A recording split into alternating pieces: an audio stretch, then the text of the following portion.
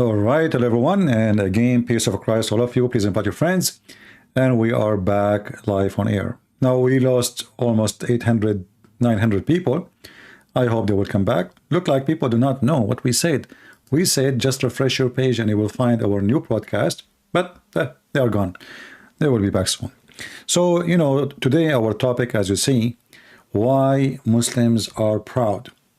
I saw a video made by Shabir Ali channel, interview with Muslims, and the Muslims in their interview speaking about why they are so proud.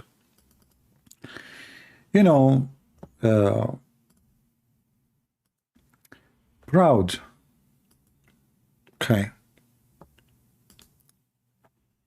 I'm really unable to understand how even they make such an interview. What make you proud to be a Muslim?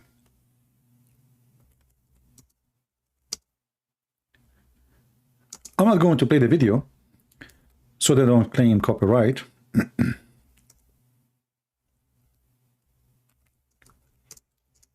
But there's tons of articles about why I am proud to be a Muslim.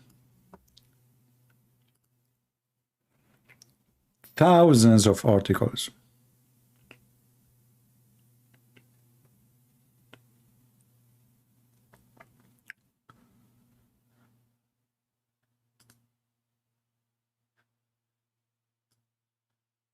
But here I found this website have like a quotation thing.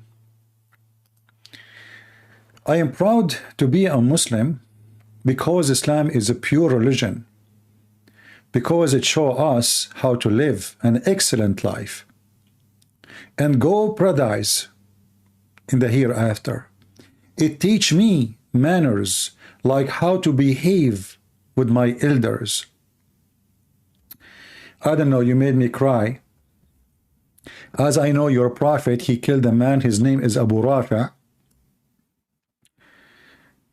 by sending one of his young men to assassinate such an old man in his 100-year-old.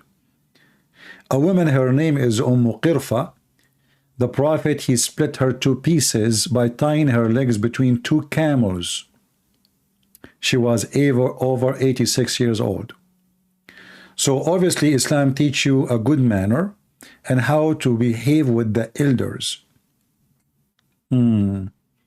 I think it's a good manner to go after your daughter-in-law when the husband is not there and you flirt with her. I think too it's a good manner that Islam teaching you to beat your wife and to beat your daughter. It's a good manner that Islam teaching you that you can lie to three, to your wife, to your husband. This is one case. To your friends, second case, and to your enemy. I don't know who's left. Who's left? Who is really left? So when the Muslim, they say, I am proud to be a Muslim. Another quotation. I am proud to be Muslim because Allah, S-A-W-T, I think this is mean Andro T-T, said I should. He described us as best of Ummah, which means people or nation. In ayat 110 of Surah Al Imran, Allah honored us so high above the rest of mankind. Islam is a fascist religion. They think they are above mankind. In fact, this verse here, you see, when Allah, he said, which means Muhammad, he said that you are the best of mankind.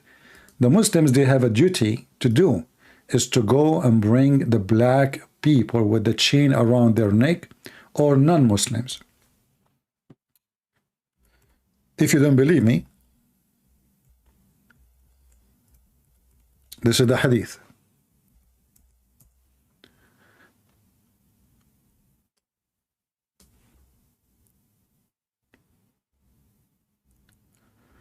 This is exactly what this Muhammadan is quoting. By the way, my Skype is open.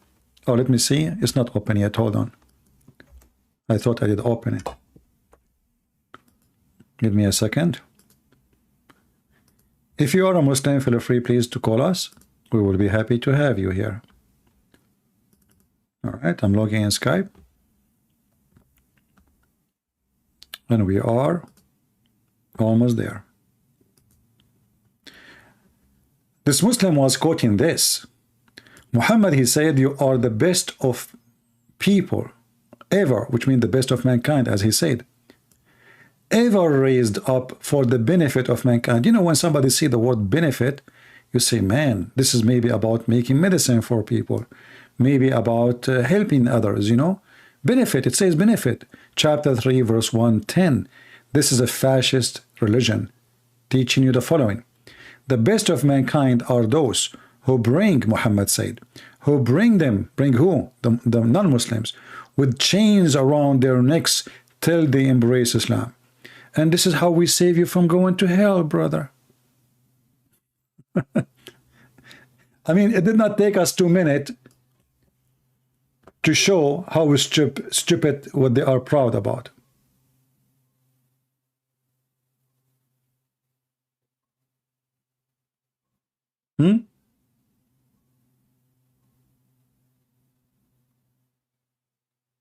Did not take us 2 minutes.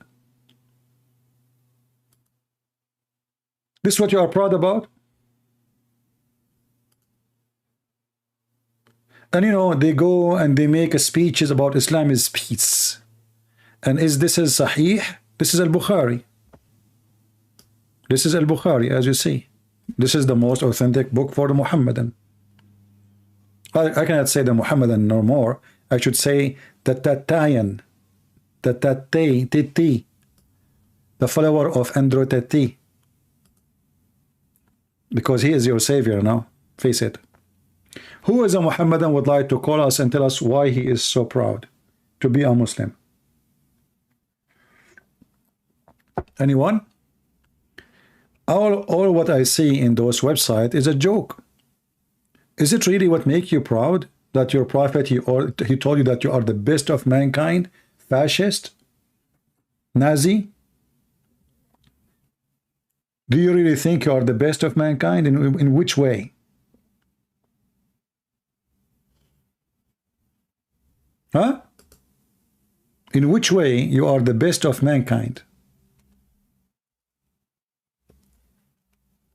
And if you are the best of mankind, why all of you want to leave your countries and come to the land of the kuffar? Why somebody living between the best of mankind want to go and live with the worst of mankind? The Quran called them animals, cattle.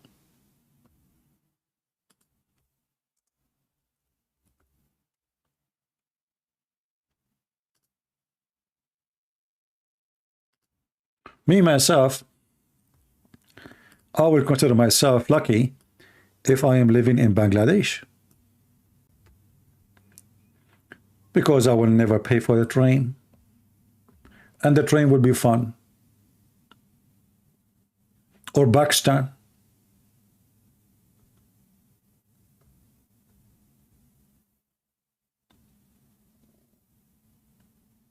Children kidnapping, children rape.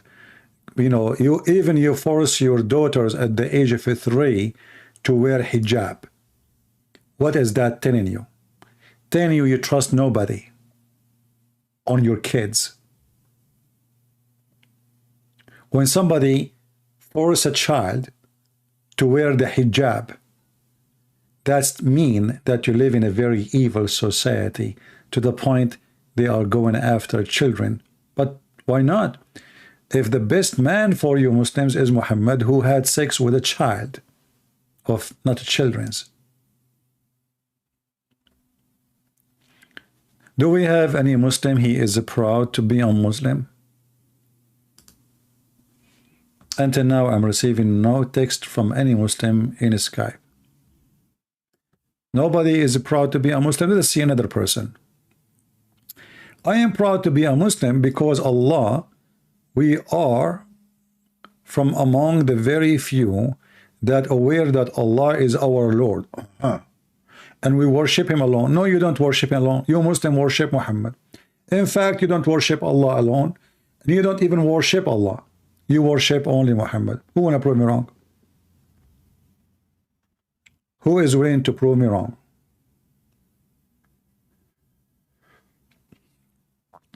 Any Muslim is willing to prove me wrong that you Muslim don't worship Muhammad, you worship Allah?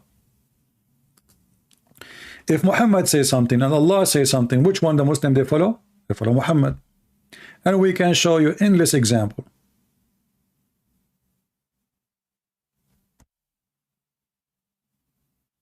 Endless example. Who is a Muslim would like to call us a Muhammadan? Anyone?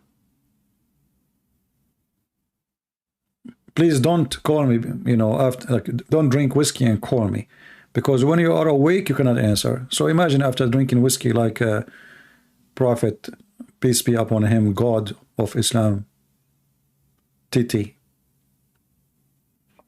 Any Muhammadan?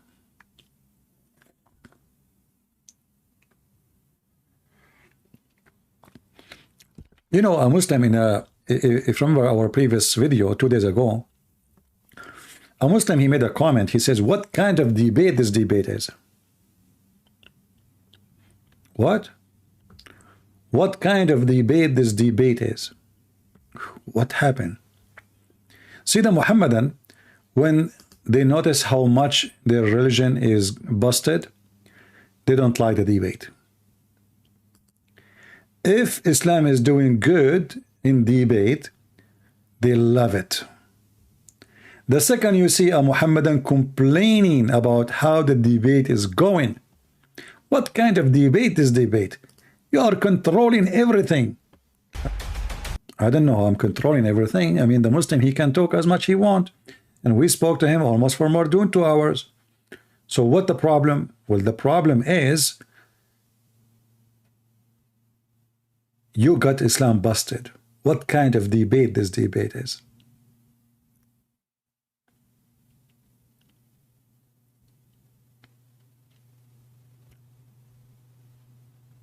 Do we have any Muslim? Any Muhammadan?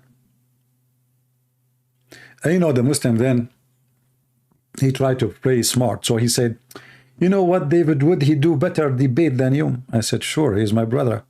And actually, in fact, he is the best to eat the Quran. Like, you know, they want to play like divide and conquer. Oh, like, you know, David, would he do better debate than your debate? Oh, okay. Okay. No problem. Good. He's my brother. You know, good for him. At the end of the day, I'm a winner if he do good. Actually, I found this this comment. Hold on.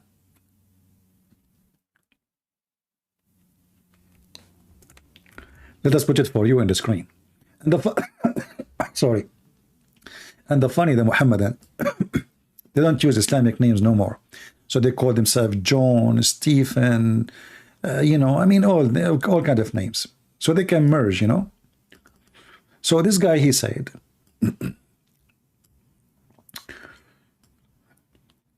I hope I did not damage your ear by coughing.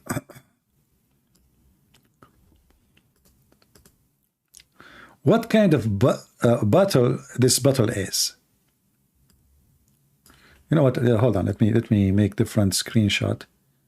This one is so wide.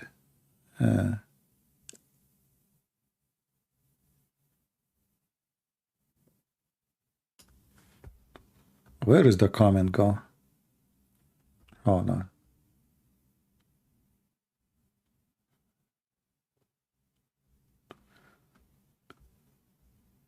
Yeah, I try to narrow the page so I can take a better screenshot. Let us see now.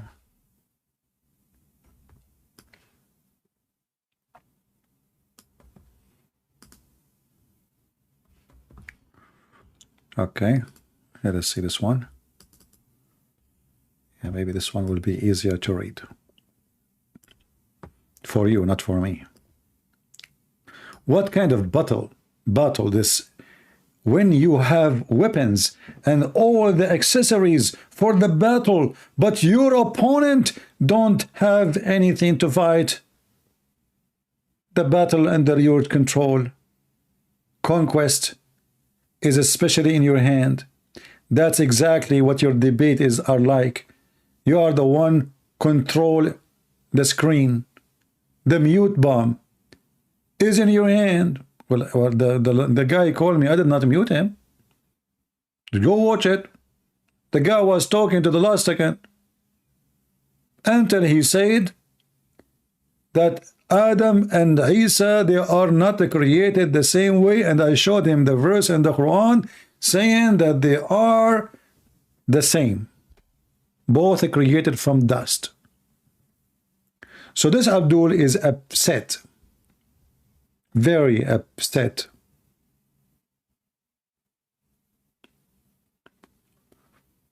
And then he said,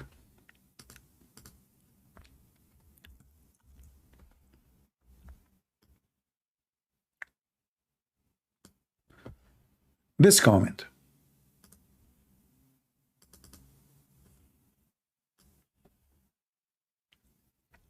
In this comment, he want to tell me that the guy I'm debating is not in my caliber, is not in my size. Because the Muslim you choose as your opponent aren't very strong or well known as a Muslim should be. Most of them do not know the Quranic verses or the Hadith. You quote to them. They don't even know Arabic, so that if you make any mistake, they could point that out. All they can do is to keep it quiet and regret. It is or nod at what you say. They are not confident in refuting. I mean, look at this drama. So this guy, he blamed me that the one is calling me is no match in the boxing match. Can you believe it? But isn't it the case for all of you? Zakir Naik do not know Arabic. We called Mimi Hijab, he hang up on me. The Mut'a boy. We invite all sheikhs who speak Arabic and the one who don't speak Arabic. I don't know who called me. And even after people they call me, Muslim who call me, they change their gender. As an example, there is a Muslim, after calling me many times, he become Fakira. His name used to be Muhammad. After calling me many times, he become a female. So now, from now on, his name is Fakira. Is that my fault? What I should do?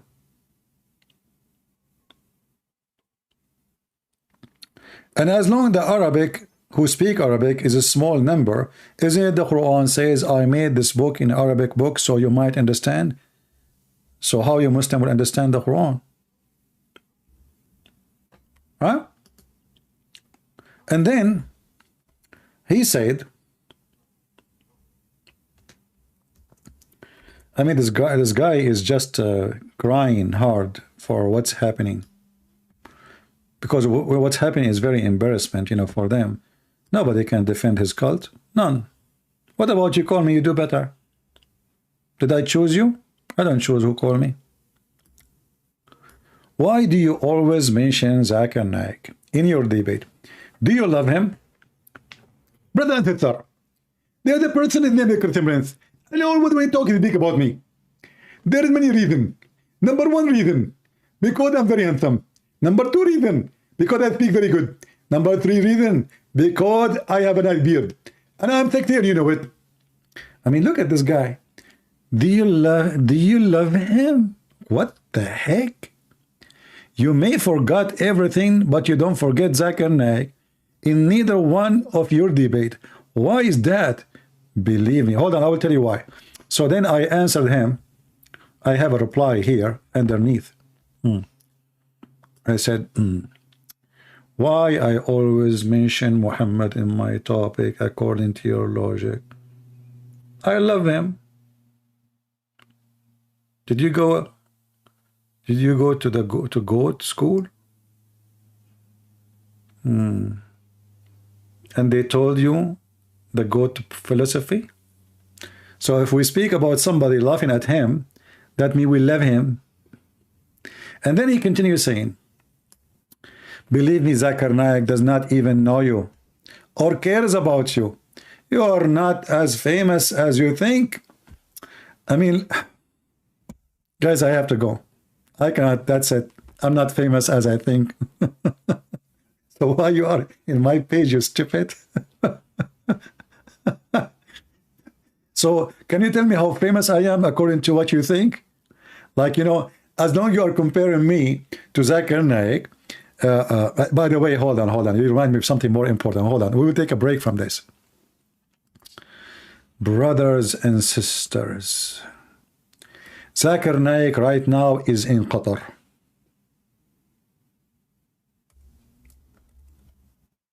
Yes, brother. And I find it very funny that Qatar, when they have the FIFA opening, they have two naked women on the stage. In the same day, they have a speech for Zakir Naik.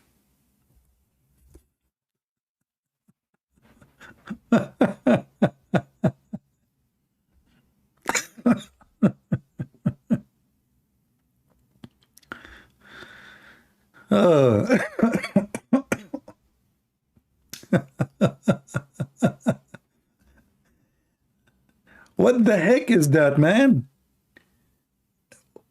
This is, I mean, you Muslims are amazing.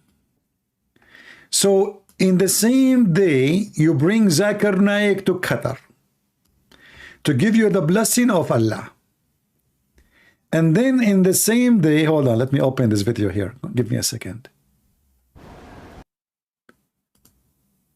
Brother. And this is a song published by Qatar TV for the FIFA World Cup. That's deep. And this is the FIFA anthem.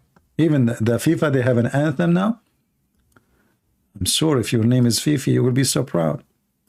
What the heck is that? Or what about this, brother? What the heck is that?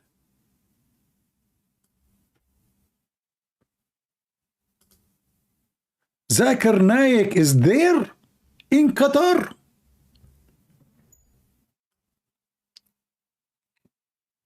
What happened to the Qatar, the one who sponsor ISIS and Al Qaeda?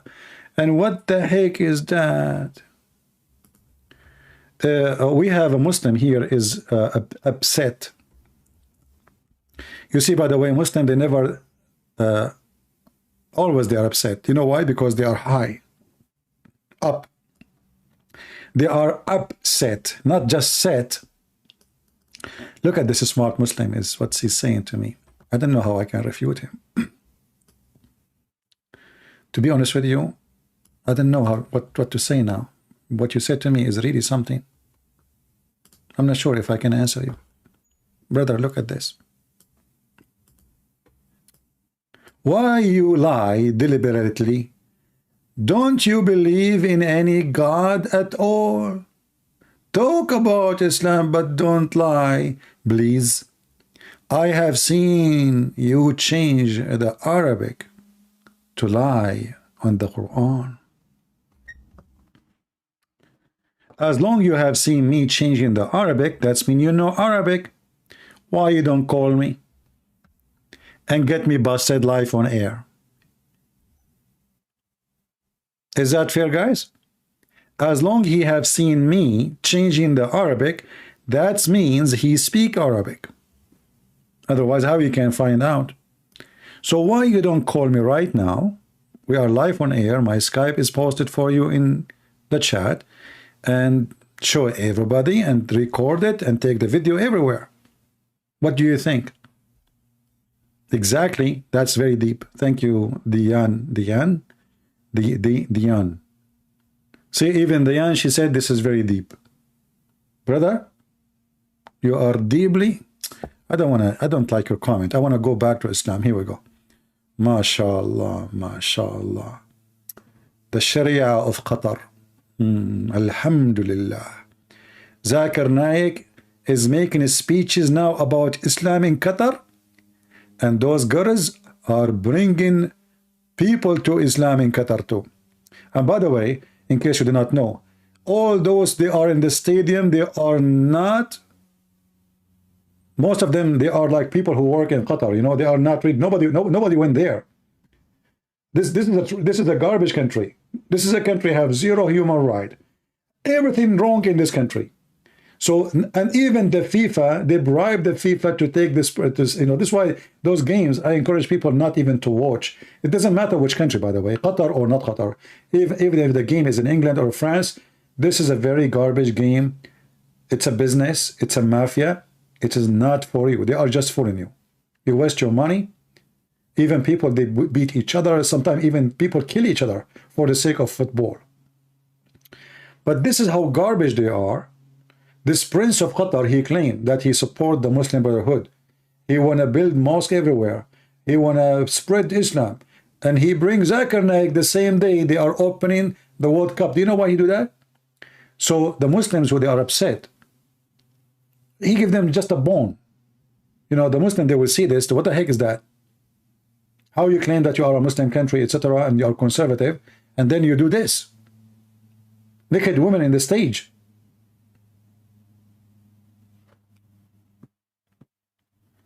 Harun, he keeps saying to me, when Erdogan will become a caliphate, all of this will go. Erdogan is #1 supporter to Qatar, you stupid idiot, son of Muta.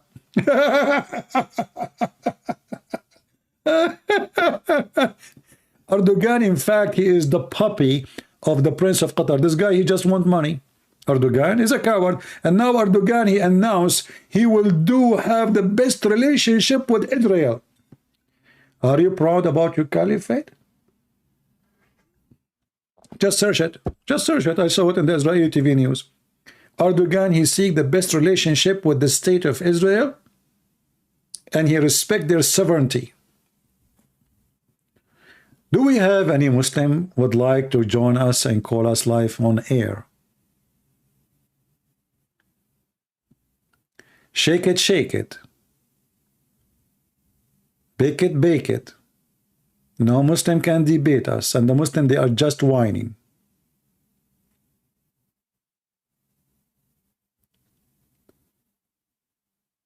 Huh? Actually, you know what? I saw an article. If I show you this article, you will not believe it. Honestly, maybe I should make a video about it alone. Should I share it with you?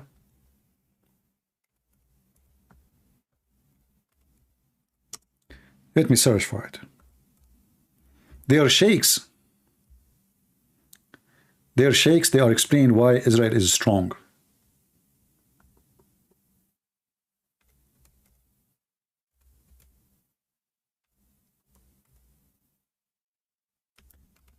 Hold on.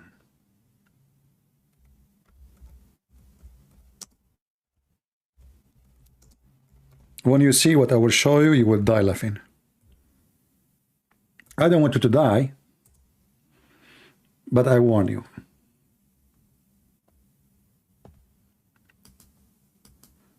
Brothers and sisters,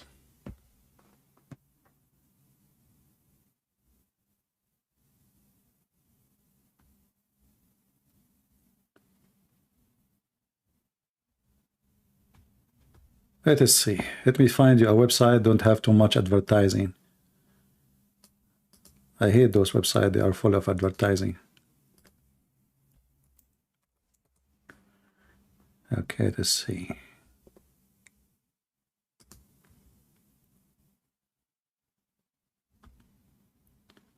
Brothers and sisters, the Prophet was telling the truth.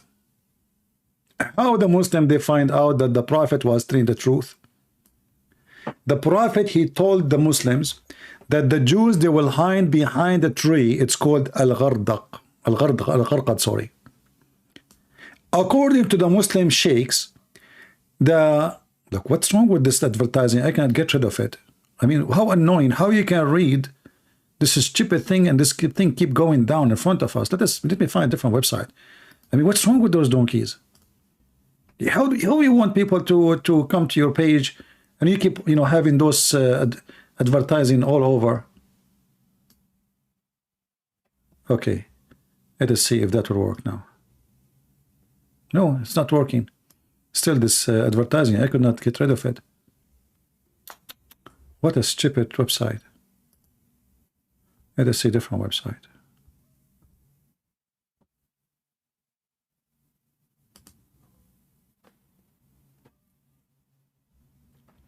Brothers and sisters, why the missiles of Hamas is not hurting the Jews?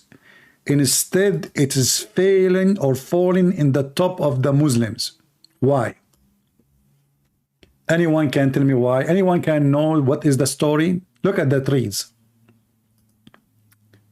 Look at the trees, brother. Muhammad, he told them once that the Jews, when the Muslims, they attack the Jews to kill them, the Jews, they will hide behind a tree.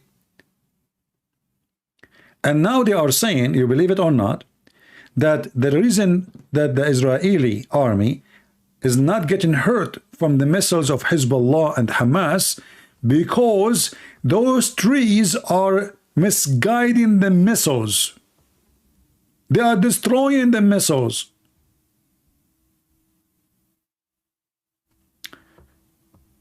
And they are quoting for you from the Israeli newspaper, brother, that the Israeli newspaper saying, brother, Yahud Ahranot, that they were surprised that the railway station or the railway between the city of Ashkelon and Ashdod, even though the Hamas was shelling them, nothing happened.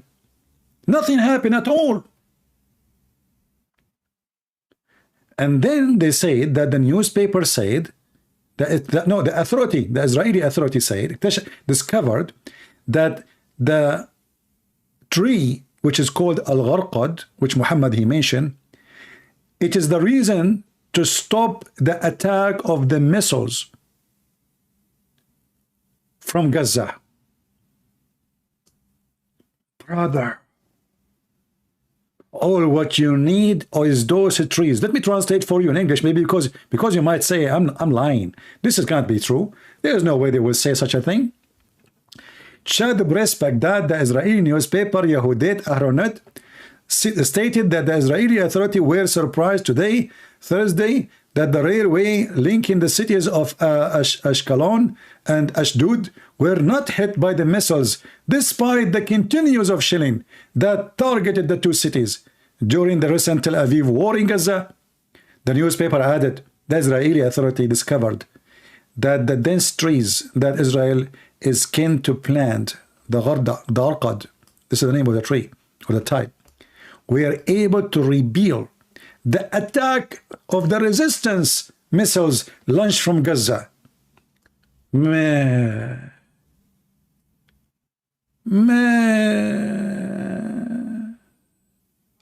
Okay, Hofen, no problem. You just send me a text? Okay, no problem. Oh, I know. I thought you are a Muslim. Next time, make it clear. A Muslim, he said. So you believe it or not, those people, they explain everything for you. The Prophet, he said the Jews, they will hide behind a tree. And now it's happening. We shoot at them 1 billion missile, and none of them hit. Even 99% of them, they fall on the top of our head because we are a bunch of idiot Hamas. And we blame what? What is the reason, brother? It is the trees. Who want tree like this in his backyard? Please, if you are Ukrainian and you are worried about your property and you are in need to defend your country from from Putin missiles, buy those trees. Those trees, okay, we have a phone call. Somebody, I think we have a customer who want to buy a tree. Christian Prince, I want to buy the tree immediately. Zakir Naik, why you want to buy the tree? Because the Indian, they are targeting me. The Indian regime and the Indian government, they are accusing me that I'm supporting terrorism. And if I have the tree, I can stop any attack on me. Zakir Naik, but this tree is very expensive. Christian Prince, I need to donate him by dollars, and I have pound. I even have Bitcoin. You have Bitcoin? Do you? Exactly. I have Bitcoin, I have potato, I have anything, any bit you bet. Man, a tree is the reason to stop the attack on Israel.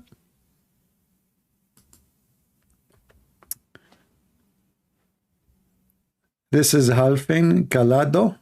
Okay, this is Halfin Calado. I don't know who's Halfin Calado. Let us see. Are you a Muslim, my friend?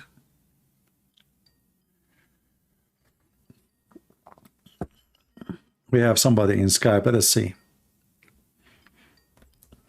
I hope he's a Muslim. Hello? Hello? It must be Fakira. It must be. Fakira? Fakira. It's Fakira. Yeah. How I know? It is Fakira who changed her gender.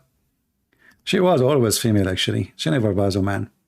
She said the MF word to her Prophet Muhammad. MashaAllah.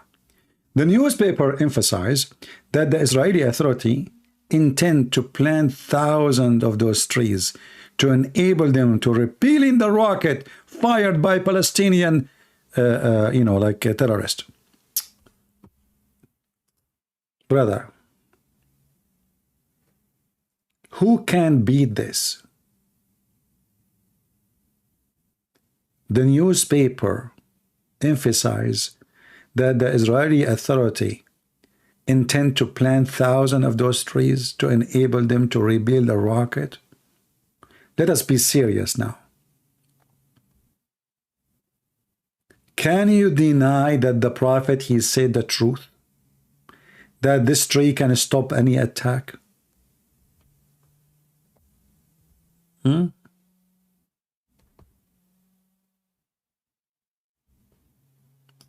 You know what? I'm not going to use my guns no more. I'm sick of cleaning them, practicing shooting, buying bullets. I mean, the price of bullet now is really expensive. Actually, I'm thinking to buy 22 millimeter just for practicing, because the 9 and the 45 and the Magnum, they are really costly. I mean, the bullet there is expensive. But now, why I need the guns? Why the American, they are spending trillions of dollars for their weapon? All what we need is a tree. And we can use it as a Christmas tree.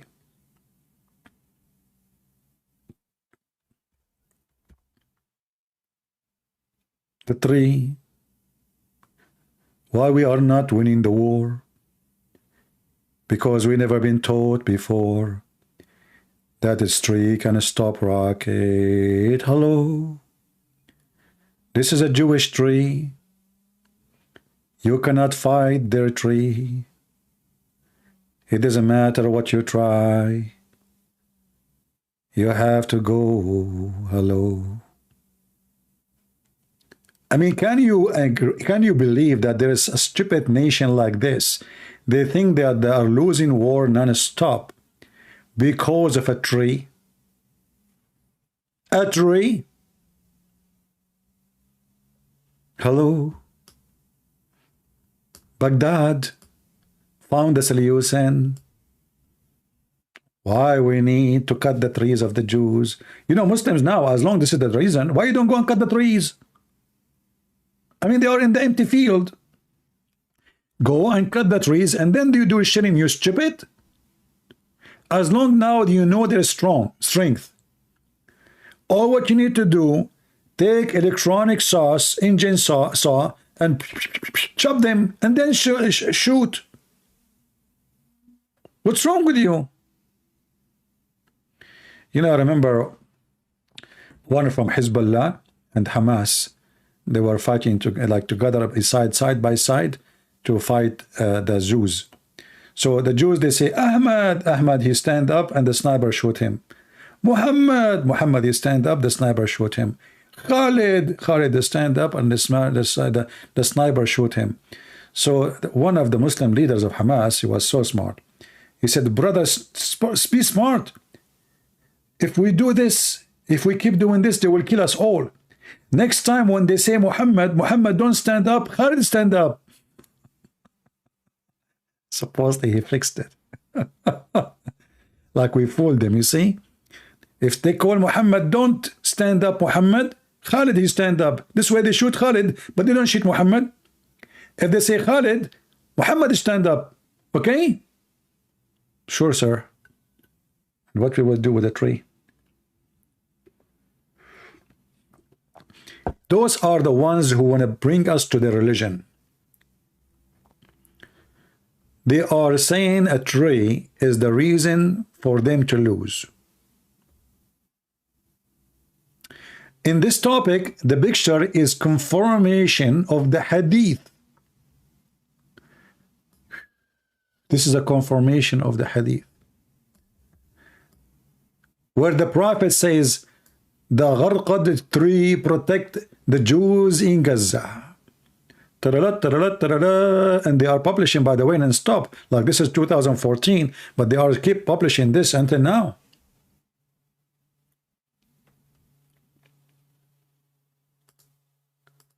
Do we have any brave Muslim?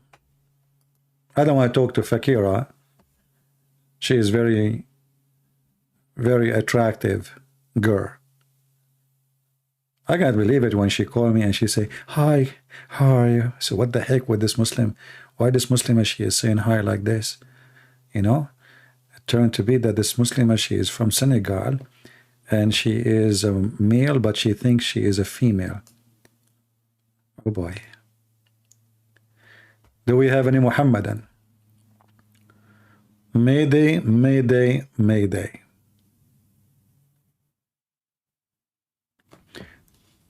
Let us go to the hadith and see how this hadith work.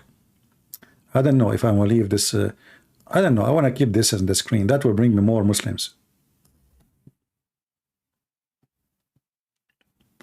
This is the. Are they? Those are like example of the versions we will find in heaven. Those are the versions. The screen, they jump like this, like crazy. A bunch of stupid people. And people are like, what? And I don't know. I mean, like the whole this opening thing, the whole thing is stupid. And even look at the decoration. Look at the ground. I mean, who is the one who designed this stupidity? And what those are behind them? Those are like zombie or something? Let us go to the hadith to discover what the Prophet said.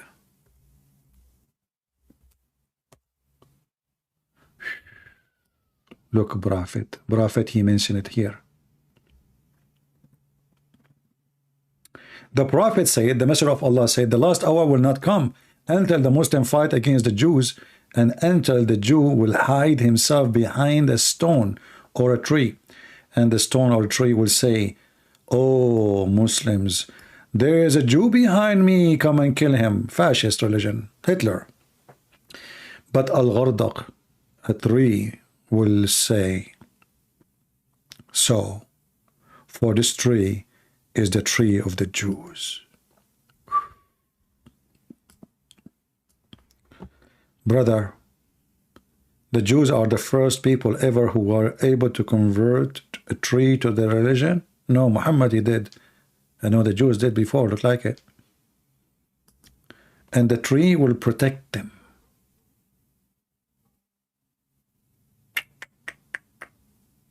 The Prophet who taught the truth. Why we cannot win a war against Israel? Because they have those trees.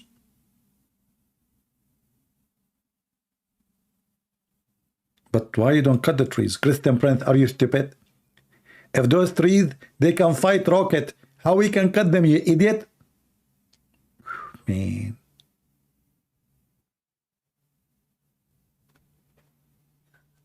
Any Muhammadan?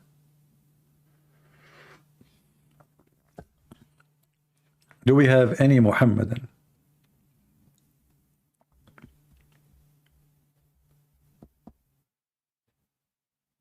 By the way, I have this tree in my backyard, just to let you know. I have two of them, one from the east, one from the west. So it doesn't matter where the nuke is coming from, I'm protected. This is the tree, actually. It's called the. This is what the Jews, the Jews, they say they have like the doom system. This is the tree. This is the tree. That's explain everything.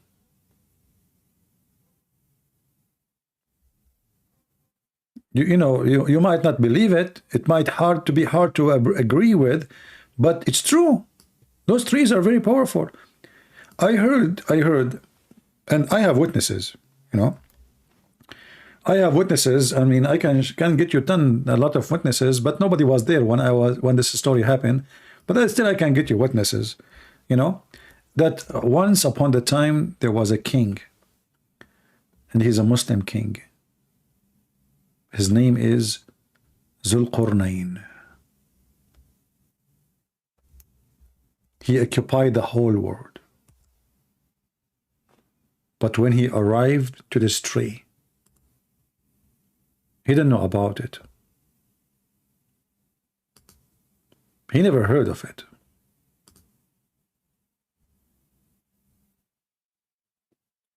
And he decided to sleep underneath of it.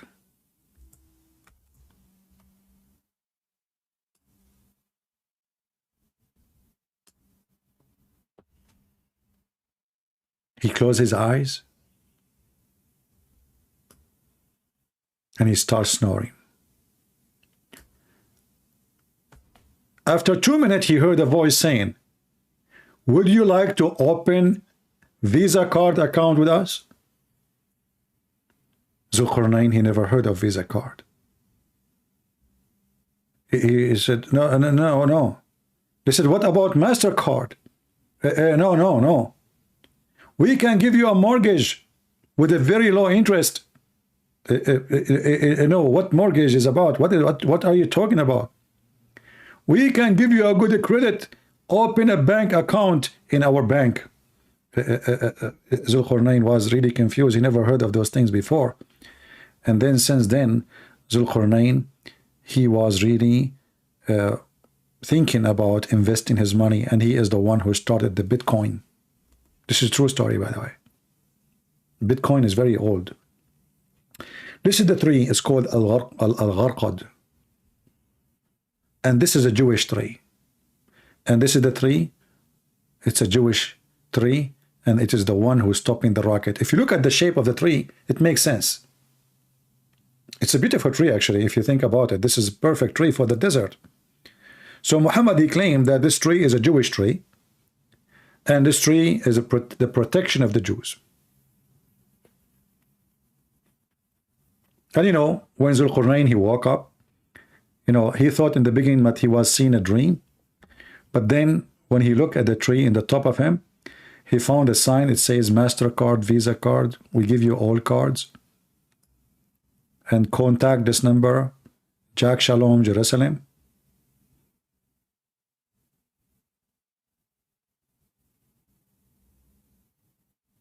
Do we have any Muslim can solve the problem for us? No, this tree is an amazing tree. Muhammad, he hated trees, by the way. He cut their trees. But this is a tree, it grow in the desert, which not all trees can do that. It have to be very tough tree. Do we have any Muhammadan?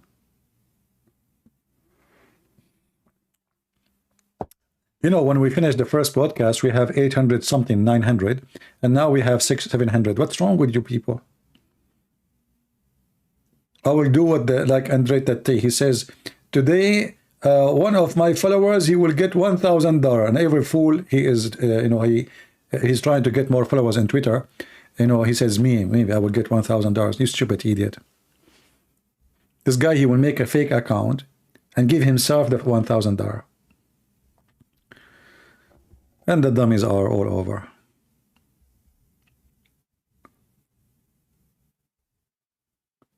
Can you talk about Muslim objection to Trinity? Well, Muslims' objection to Trinity is not an objection. It's just a copy-paste. Muhammad, he said there's no Trinity, and then they start their own logic, because when we speak about God and the Muslim he speak about logic, that is a sign of hypocrisy, because in the religion there's no logic. Is it logical that God he give you a lot of women to have sex with?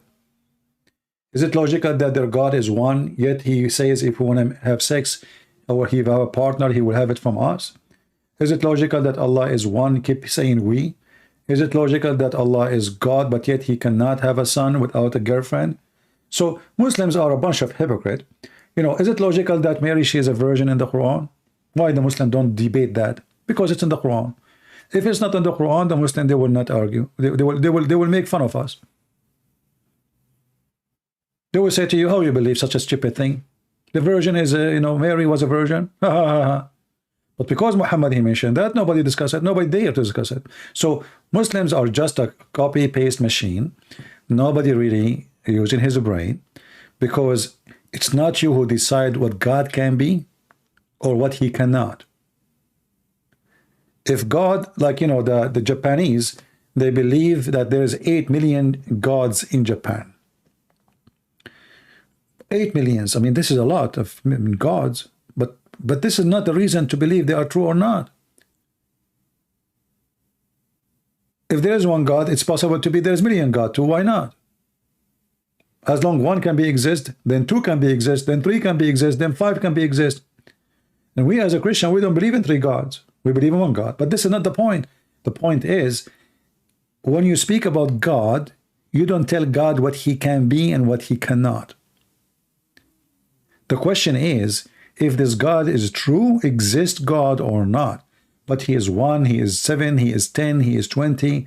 That is not the question. That is a very stupid logic.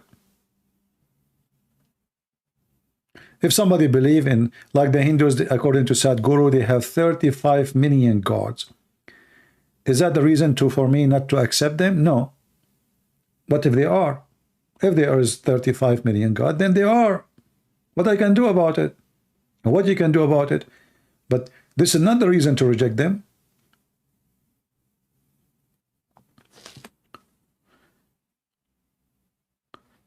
Do we have any Muhammadan?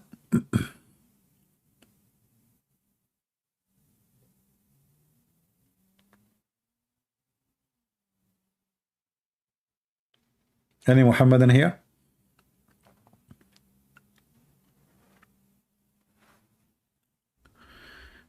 Okay, we have Mr. Jihad. Let us see Mr. Jihad.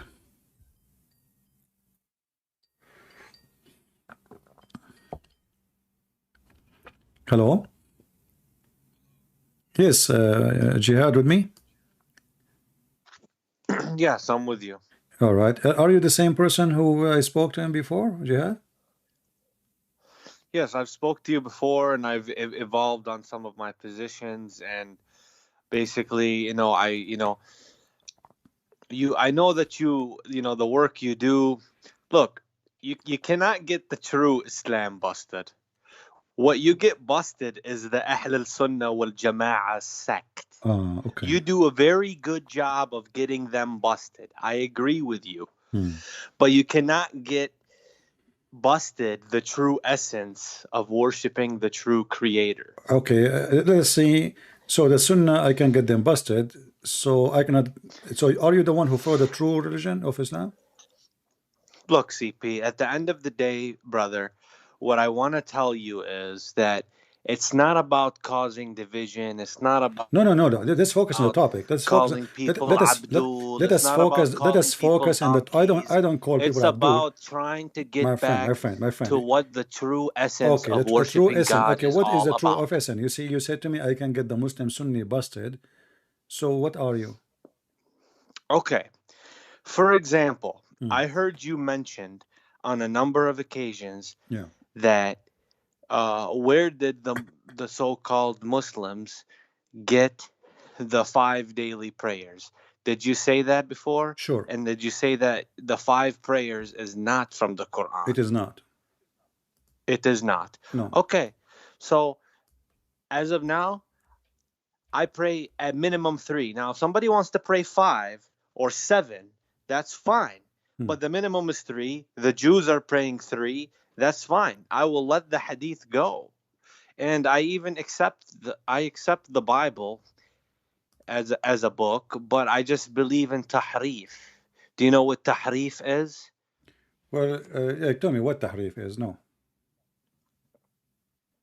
I believe that we have scriptures and scrolls which came from the Creator, but there's been tahrif over time. Okay. Tahrif has been some changes of placements and interpretation, and this goes for the Quran too. Okay. So what book you follow now? But at the end of the day, you have to extract the wisdom. I accept the Bible. I accept Quran. I get back to what Tawheed is about. What Tawheed? Okay? What Tawheed is about? Worshipping one God. And not worshipping any false. How you worship one God? You just said Tawheed. Tawheed means unification. Okay. See that it really, you see, that stuff, it really doesn't matter at the end of the day. No, it matters. It matters. It doesn't because matter. You just said to me, you yourself, that you discover what is Tawheed. This is the essence of your religion. And then you worship. At the end of the day, CP, and I said to you, about the... No, hold on. You said, and I said to you, what Tawheed is? You said worshiping one God. Okay, but Tawheed does not mean you have one God. Tawheed mean you have many. Tawheed mean unification. If Allah is one, how you are going to unify the one? Brother, at the end of the day, I want to worship the one who created everything. I'm not asking you about you like to worship. I'm asking you about the word. Do you want to call him by the name of Elohim? No. Or the name of Hashem or Allah? You are just it depends. What you are trying to say, I don't believe in books. I don't believe in... I have my own philosophy. No, I believe in the books. No, I believe in the book. No, you don't. But I believe in tahrif. No, but that's mean you don't. That's mean you don't. Tahrif. That mean you don't have a book you can trust, correct? We have to deduct, we have to look at the books and see what's in agreement with it. And even, Okay, give me one chapter in the Quran you agree with.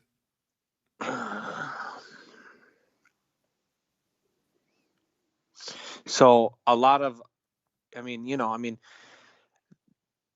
there, and then another thing, CP, is you have to sometimes, you see, my friend, you're running away from my question. You have to extract philosophy. You have to extract wisdom. Okay, how you extract? You have because to take examples. My friend, you have to look at things. A liar, he can speak wisdom too. Christians and Jews say the same thing. We look at things as a time. Hold on. Interpretation. A liar, he can interpretation. A liar can speak wisdom too. Who said that liar they don't speak wisdom? Who said to you that liars are not smart? Who said to you liars they are not like can deceive? They are the professional liar. So when you speak about extracting wisdom, what is wisdom exactly? Give me an example of wisdom in the Quran. Go ahead. Look, at the end of the day, you guys have pointed out that there have been some diacritical changes. Okay, I don't necessarily trust. Some of the caliphates, what they did, I don't trust them, frankly speaking. This is another question. You see, jihad. So can you focus with me for a second? Can you focus with me? We're talking about the tahrif. You said you can extract the wisdom from the Quran. Give me an example of wisdom. You can extract the wisdom from the Bible too. Give me forget about the Bible. Give me an example of the wisdom in the Quran. It's a little bit difficult to pull up off the top of my head. But from the whole book, you don't remember one wise thing? No, from the Quran? Actually, okay, look. Surah Al-Baqarah, yeah, in my opinion, Surah Al-Baqarah contains a lot of hikmah, a lot of wisdom. Like what? Like the guy was killed, and then they beat him by some beef, and then he came back to life, and then he told who killed him? Do you know what they call Al-Baqarah? Al-Baqarah means the cow. Why? It's the longest surah of the whole Quran. I don't care how this can be a wisdom chapter for you, when obviously the chapter is a stupid chapter. Muhammad, he speak about a Jewish guy was killed, and the people ask Moses, ask your God who is the one who did kill this guy. So Allah told him, okay, go and get some beef, kill a cow, and he described the cow for him, and then beat the guy with the beef. I'm going to And show you. Okay. For example, when the Quran says in the like, so I mean, the Quran, for example, it's referring to al-suhuf al-ula, al-suhuf Ibrahim wa Musa. So what does that mean, CP? It what does that means mean? basically it basically means that the Arabs of that time held the early scripture into high esteem. So I definitely will read the early scripture. How the Arab they met Ibrahim? So the Arabs were a bunch of pagan Arabs who, and by the way, Hajj. I don't agree with Hajj. I don't agree with Hajj. I don't care. Okay, I don't care. This is I another agree question. with you about that. No, I don't. This is another question. How and when Abraham he went to meet the Arab? So that's why the Prophet was sent for the Arabs. So you have a point when you say that it's not so for you the are whole saying, mankind. so It you are was saying for the the Arabs. The Quran lie when he said the Quran says that the Abraham is the one who left up the base of the Kaaba. He built it up. Listen, I don't know about who built the Kaaba. Okay, let's go back to zero. You said the books of Abraham and Moses. Do you have any of them? We have what we have now, and What do you to have? the extent that hold on. they agree. So why you are mentioning to me? Why the Quran says this is the verses you are mentioning? This is the book in the earliest revelation, and this is the books of Abraham and Moses. Okay, this is the books of Abraham and Many Moses. times, many times the Torah. How you why you Injil. mention it? Why you mention it if you don't have it? What is the benefit?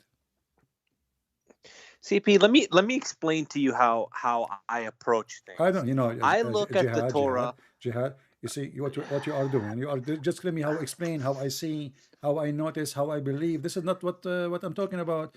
We are talking about religion, not about an individual drinking his coffee in his bedroom, and he's telling me what he thinks. But all you do is go after the Sunnah. No. That's not what I go I'm after the Shia. subscribing Name to for anymore. me. Islam is a sect. There have to be a sect. Name for me one Muslim. It's you yourself. You just denied that the Quran. You just told me the Quran is a fake book full of false revelation. I believe there is some tahrif, but I didn't say that. So we should say it's completely a bad book. It's completely something not to follow. As long as you believe that there is some change in the Quran, somebody added something to the Quran, then this book is not trustworthy. If I can change it. But isn't it you that also believes that the Bible is inspired by God? But yeah, we believe in inspired. We don't believe in corruption. So then there's tahrif. We don't believe in corruption. We don't. And even they say you have to know the Hebrew language itself to be able to get the true meaning. That's not true. That's why the Jews themselves, they do advertisements on YouTube to say if you want to learn the true Torah, you come to Hebrew. For sure. Knowing the language will save you a lot and make you understand better. But my friend, you grasp some nuances that way when you know the language. But that will not change the fact that you as a Muslim, you are very confused, and now you are trying to escape from I agree with you on a lot of things you say about those Sahih Bukhari and Sahih Muslim. Those books, most of them, if it comes to it, I will use them as toilet paper. I don't care. But you agree with the Quran. I'm talking about what is the truth. But you agree that the Quran is toilet paper too, because you just say the Quran is corrupt book. No, I'm not going to say such a thing like that. I'm just saying that when we approach any scripture, whether it be the Bible or the Quran, we have to know that there's some tahrif, but we have to take from it. You just say this is the scriptures, correct? You have to be. I don't look at it as Jihad. You just say this. It's all the scriptures. It's all the scriptures. What scripture mean? You have the Torah. You have the Gospel. No, tell me what scripture mean. I'm not asking you which book. I'm asking you what the word scripture mean.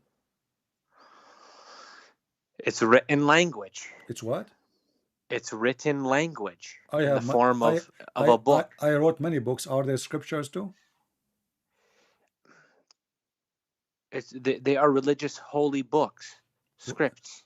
Even the Sikhs and the Hindus, they have scriptures. So and even the Hindus... Jihad, you're wasting my time. I ask you a specific question, you escape it. So when Muhammad, he claimed to be a prophet, did he ever spoke to his God?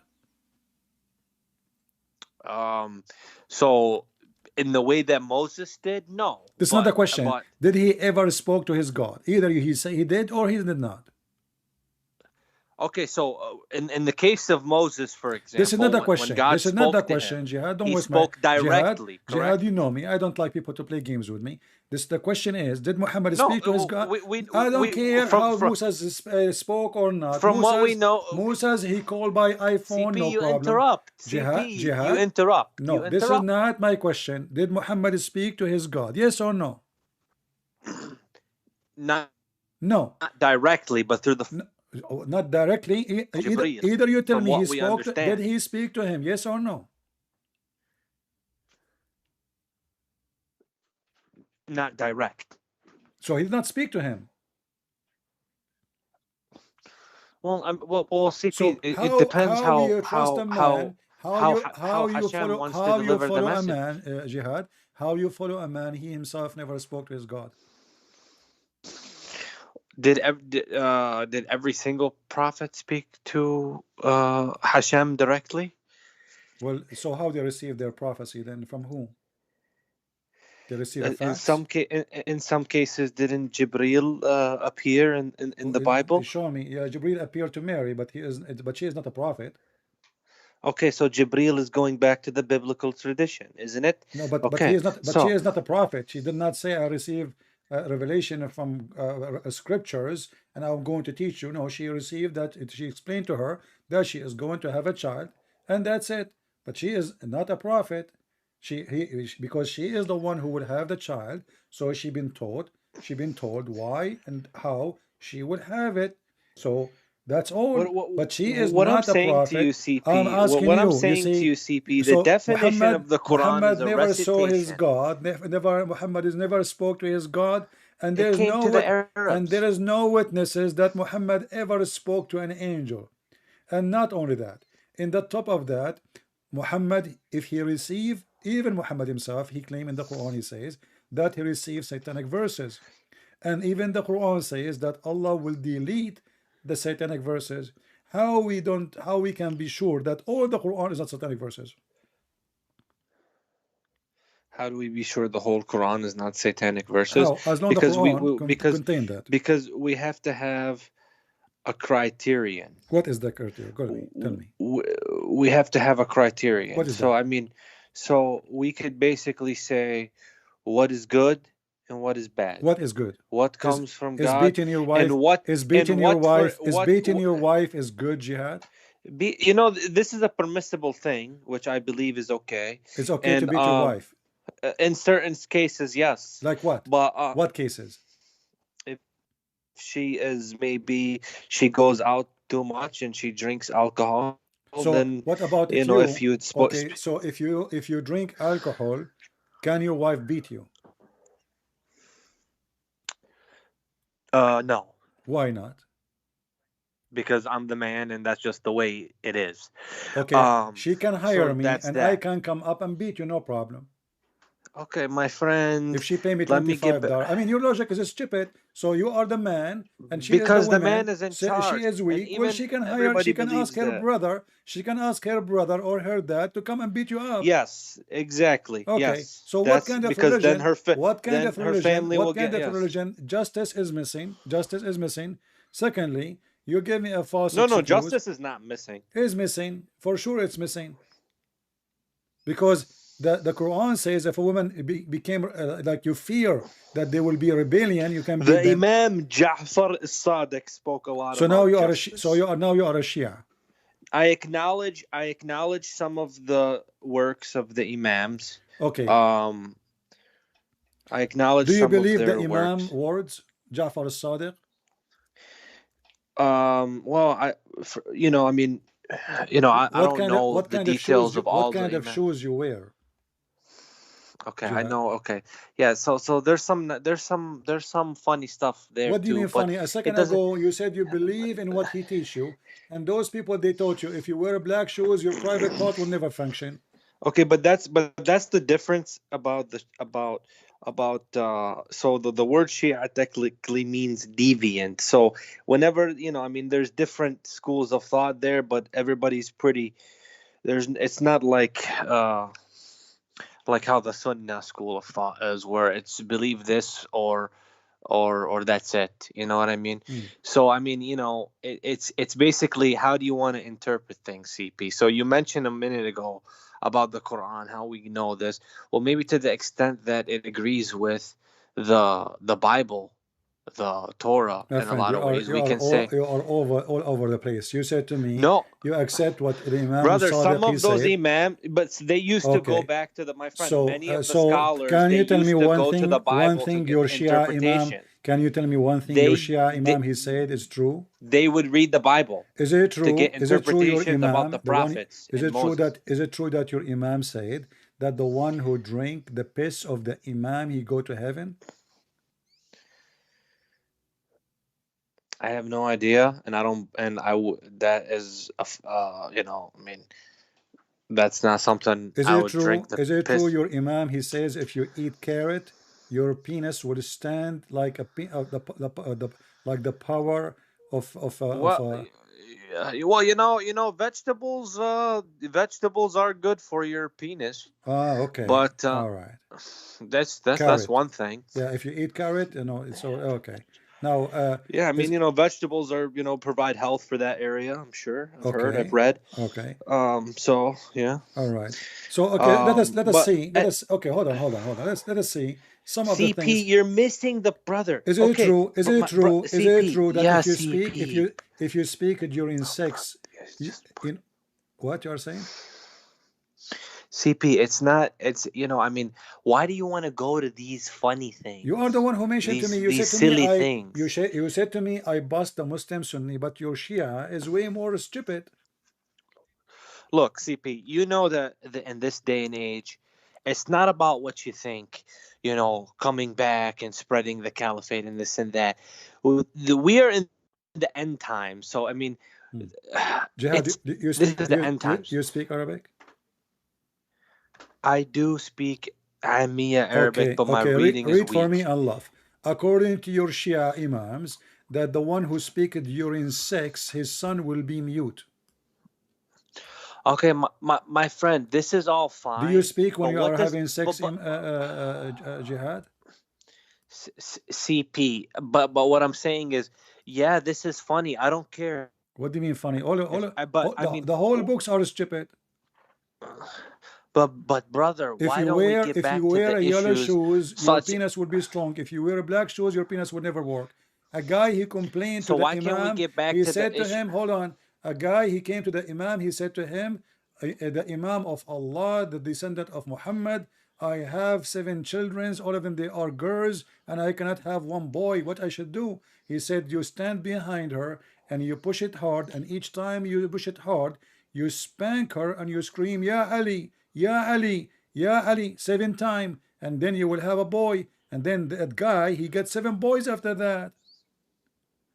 So you Yeah, I said to mean, me, it shouldn't come as a surprise. It shouldn't come as a surprise to you you that said the to me Arabs. that I bust the Shia, but your Sunni, the Sunni, but your Shia books is even more stupid.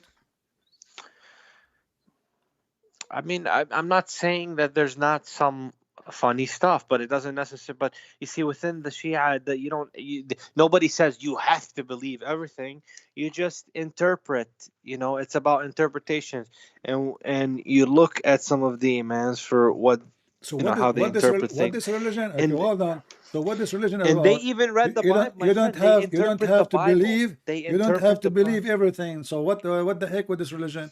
So what we should believe, what should not believe? CP, my point in calling you was to try to explain that I don't really look at the scriptures as different. I look at the Torah coming in Jihad, you don't have one scriptures. time, You are the just Quran you are coming just a in the confused Arabs' person. time, No, you are just a and confused this is person. and we No, need to worship one I God. remember you calling me once and you were laughing at the Quran and Islam, aren't you? And you decided to leave Islam actually. That was a very long time ago because I was missing the mark. I Oh, was missing the mark on what God is so all what God is about. about? Go ahead. Tell me who's your God?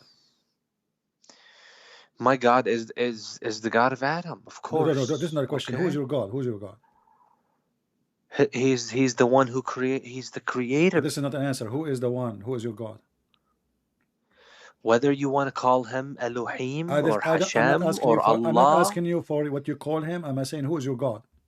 my friend, I worship God every day. You don't know who's God, so you are just worshiping names and to give a description like he created this, he created, but there's no proof.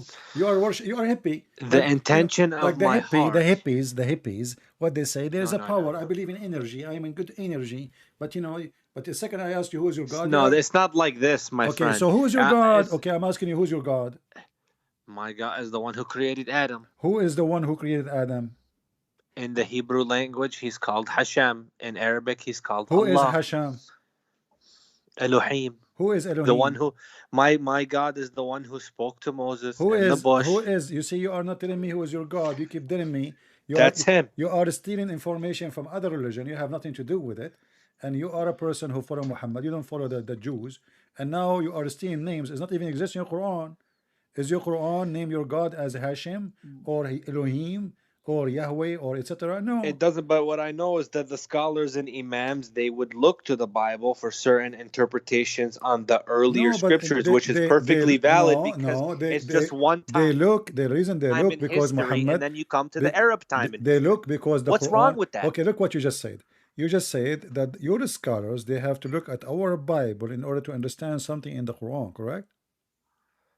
Right. Okay. In some cases. Okay, that means thank you for saying that. That means the Quran is a stupid book because Allah in the Quran, he claimed that he made the Quran in a great details. They all are kind of in a continuum with each other. No. You see, but I believe in the same God as you. He's one. You follow the Quran only. But the Trinity is how you can say they are they complete each other when you believe in the Quran only, and the Quran claim that Allah he explained. But the Quran says إن هذا في الصحف الأولى صحف إبراهيم. So صحف you keep repeating the same thing. I asked you, do you have the books of Ibrahim? You don't. You don't even have one page of Ibrahim. So what does that mean? What Ibrahim means? That the Quran do you know is even acknowledging. what Ibrahim? Do you know even what Ibrahim means? My friend, but who does know this stuff? We know. You see, you just said to me. You said to me 2 minutes ago. You have to go to the Bible so you can understand. In some situations, in the Bible, because this is the book of the truth. You find who is Ibrahim and what Ibrahim mean. You find what Isaac is about. Who is Isaac? What is Isaac mean? You can find in the Hebrew language all those answers. But because you are following a thief, you have no idea. Like, okay, you Muslim, you call your God Allah. What Allah mean? But what's your? I'm asking you what Allah mean. What Allah mean? Is that an Arabic word? It means the God. Who said that? Al is the, and La is God. Al is a word mean God, you mean? يعني هذا يعني الكتاب, the book. Okay. So when you say you are using as Arabic today. La. Okay, that's mean your God. His name is La. No, it just basically linguistically it's the God, but like for example, my friend. Okay, tell me why did God reveal it to Moses as Elohim? I am. Jihad. So your God, his name is I am. Jihad. Your God's name is I am. Focus with me. So you worship I am. Focus with me. You just said Elohim Allah, means I am. You just said Allah is the God, right? The God, correct? You said that. Do we agree? Okay. Okay. So Allah. what is that? What is that? What is that? That is Al, correct? Correct? Al. Okay. The. Al. And what is the second word? La. No, La. La.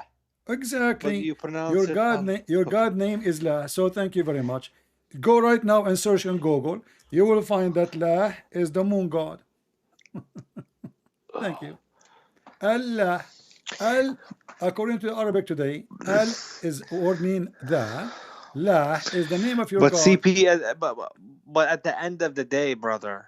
You keep saying, Jihad. You keep saying to me at the end of the day, at the end of the day, as we say, your God, his name is La.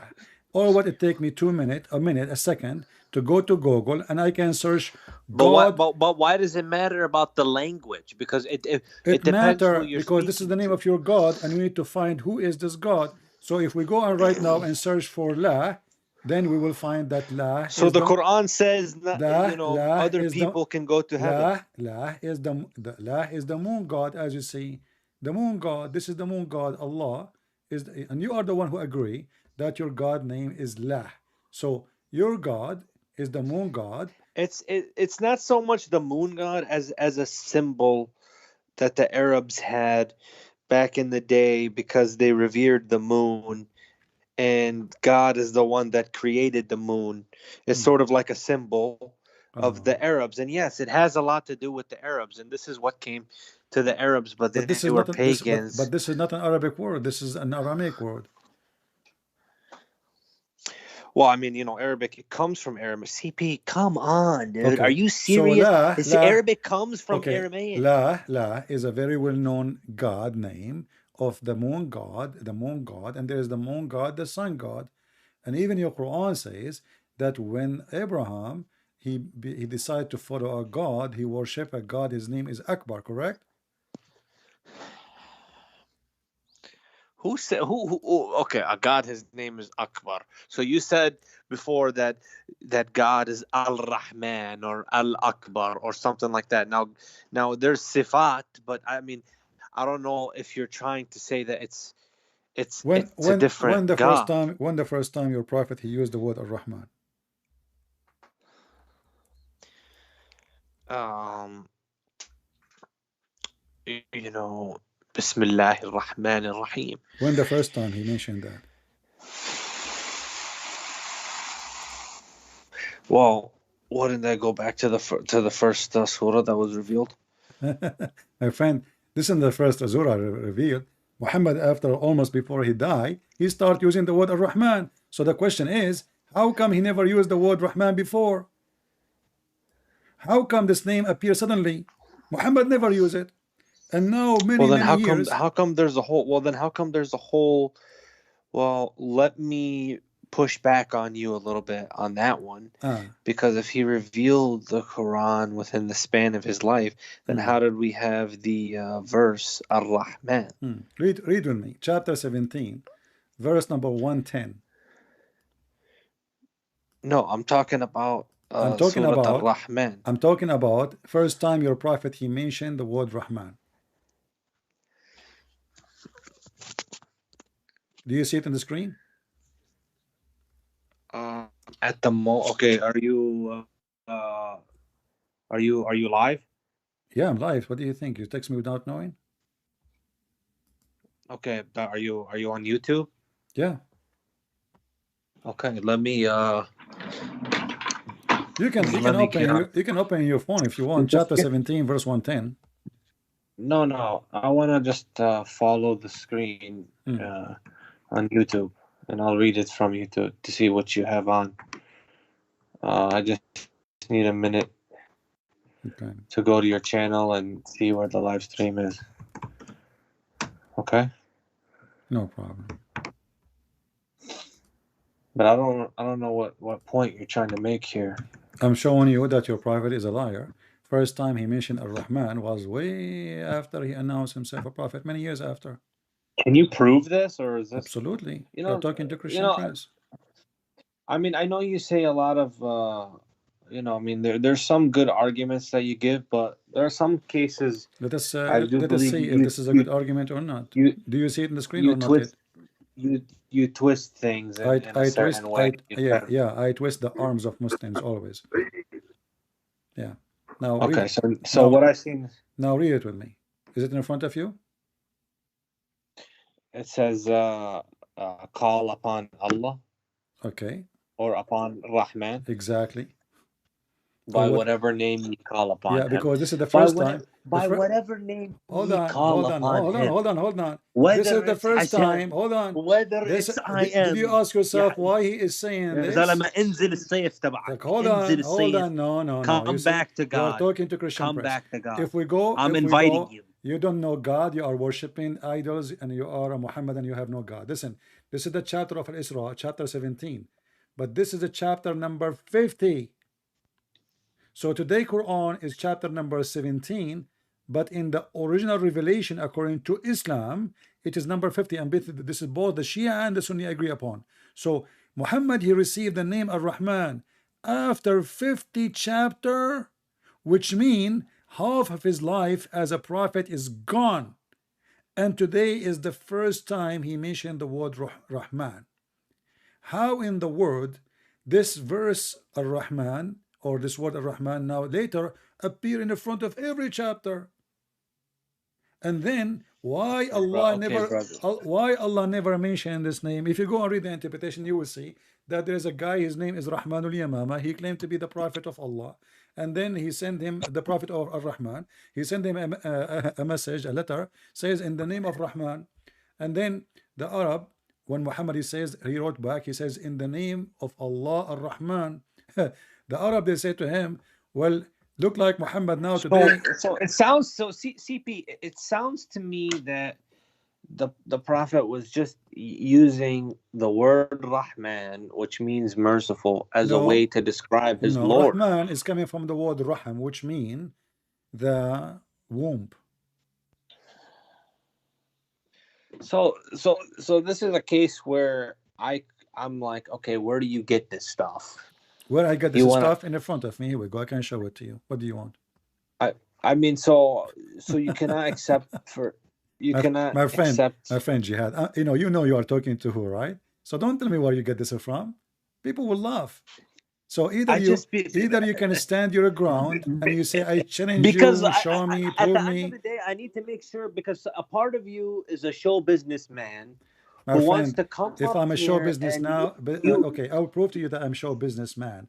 All the Christian community of the world, they rely upon you to translate Arabic. You are like a person who have no. They treat you like a prophet. They basically treat you like a prophet. No, every day when I finish, I say, "This is your brother Christian Prince." Whatever you serving say, you, my friend. Don't waste my time. Don't waste my time. Every time I speak, I say, "This is your brother Christian Prince was serving you humbly for today." I never claim to be anything. I'm not a priest. I tell people I carry guns. I like weapon. I never claim anything about myself. So don't stop lying. Because you cannot refute me, you cannot answer me, and now you are saying to me, my followers, they treat me as a prophet. What prophet? What a false excuse to run away from a topic. This is the excuse? Your prophet is a false prophet. And you yourself, you keep saying to me, anything is embarrassing. Now you will say to me, the Quran, you have good things and have bad things. The bad things, somebody put it there. This is the easiest way of hypocrisy. If somebody can put something there, well, he can put everything there. If it's possible to have 50 chapters there are false, then what is the guarantee the other 50 chapters are not false? And the second we ask you questions, they are serious, and we give you the proof, you start talking about me.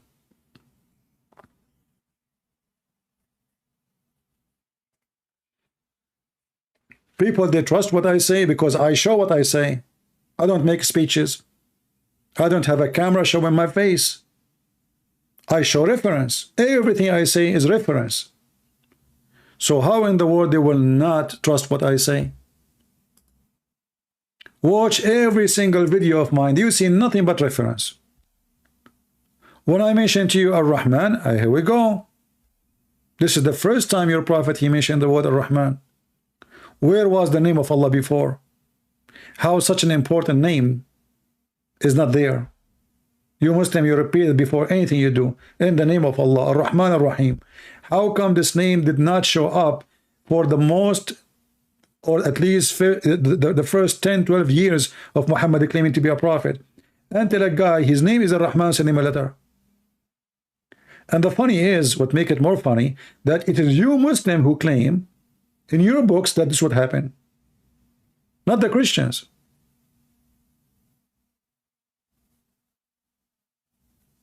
A Muslim saying, Jesus is a human, so are you saying that he is equal to you? A God cannot be equal. You see, the Muslims, they have their own logic. So when they remember that Jesus came as a human. Okay, I will go with you. As long human is not equal to God, Allah, he sent the Holy Spirit as a man to Muhammad. Is he equal to you? But he was a man. Isn't it the Quran says Allah, he sent down the Holy Spirit, وَتَمَثَّلَ لَهَا بَشَرًا سَوِيًّا, and he came to her as a full, perfect human being? Isn't it your prophet, he claimed that he received message from a man, and this man is Jibreel, and you Muslim, you claim that he is the Holy Spirit? His name is the Holy Spirit. Is he equal to Muhammad?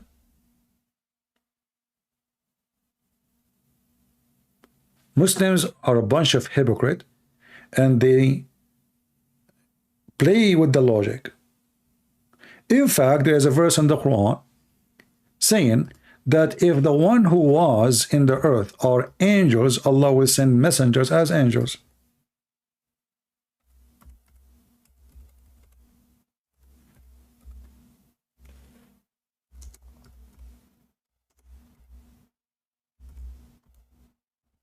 This is your Quran.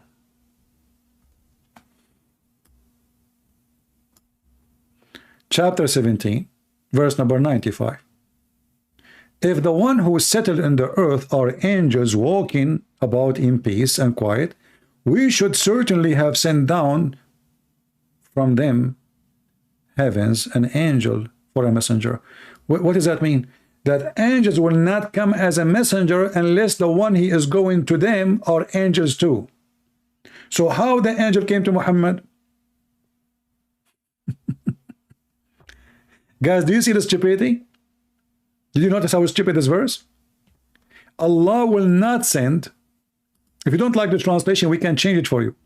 Allah will send only angels to the earth to deliver messages only if the one who live in the earth are angels. If there were on earth angels walking about in peace and security, we should certainly have sent down for them from the heaven an angel, messenger. So an angel as a messenger delivering a message will be sent only if the one walking in earth and living in earth is angels. Is Muhammad an angel? Do you see it, guys?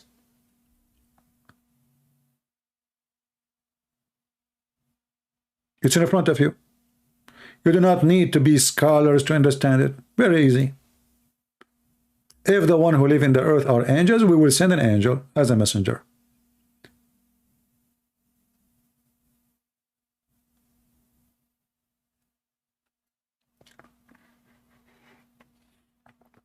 Do we have any Muslim would like to call us?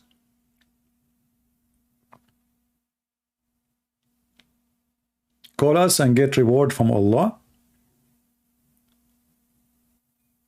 In Islam, you get reward for anything.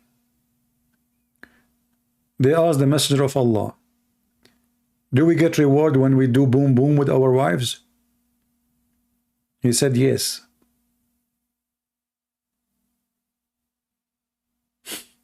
What an easy way to get reward.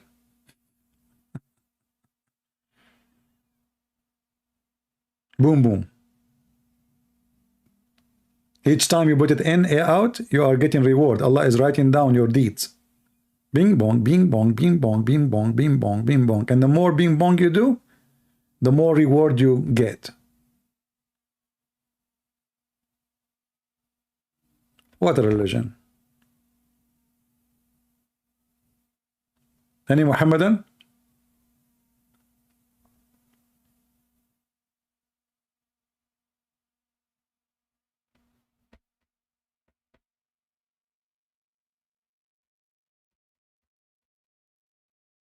Anyone, he can call me, no problem. He's welcome. He just need to text me and I will call him. You know, I feel sorry for this jihad. He's a nice guy, but you know, the second he, you know, I think he's struggling, and he tried to escape the struggle by saying, you know what, I believe in God, and I am going to make an imaginary religion for me. And you know, Christian Prince, he got the Muslim Sunni busted, but the Shia he don't. But the second he noticed that the Shia have more stupid books, he washed his hand from the Shia in 2 seconds. You know, I speak about Sunni books because they are majority, and they are the one who we see in YouTube making videos, but we don't see too many Shia. But in reality, a lot of Muslim Sunni convert into Shiaism. Actually, I believe that maybe in 50 years from now, there's many countries in the Middle East that will become totally Shia, like Syria, Iraq, almost Iraq, most of it now Shia already. In Egypt, they are spreading, Tunisia, Morocco, Libya, even between the Palestinian and Jihad, I think, is a Palestinian. So Shia is going to be the dominated sect of Islam or religion. Islamic Sunni are dying.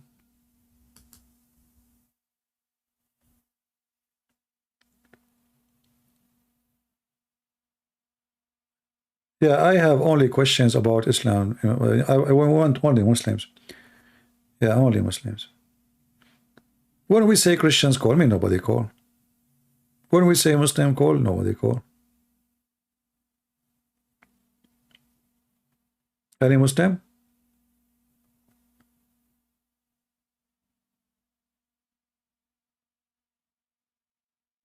And look, you know, the Muslims, because now they are ashamed of what their Prophet said, they say Quran only.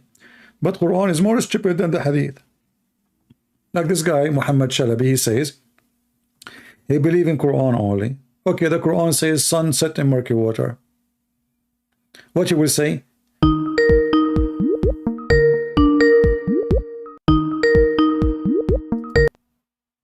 Hello? You know, the Muslims, because now they are ashamed of what their Prophet said. Hello?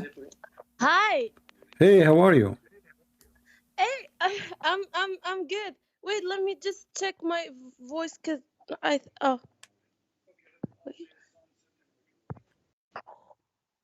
okay. Um, there is something. I went and I opened the Bible. Yeah. With the help of someone, and I like there is like this. I lost you. Hello? She had bad connection. I lost you. Okay, let me hang up and call her back.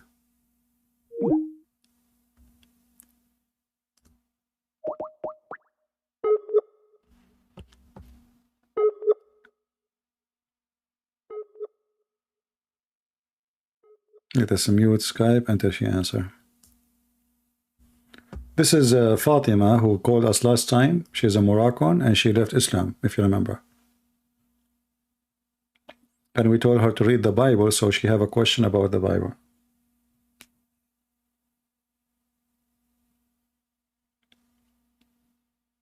No, she is not a Muslim no more. She left Islam. She called me a few days ago.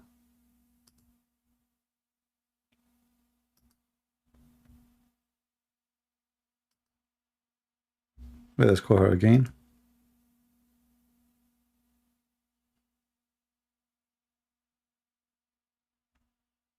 Look like she is offline.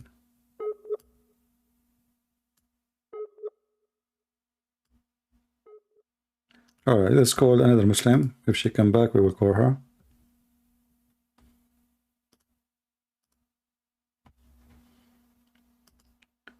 Let us see this person here.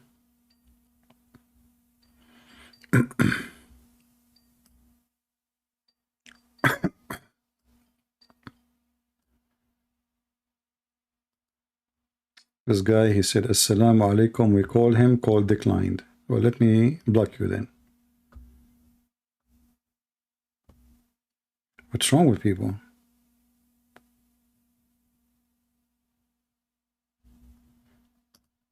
Let us give him a chance.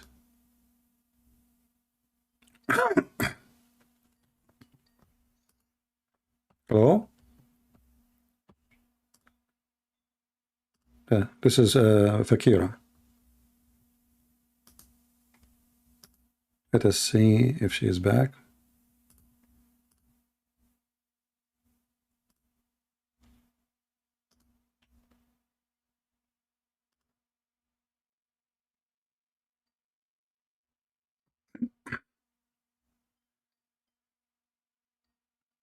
Let us see now.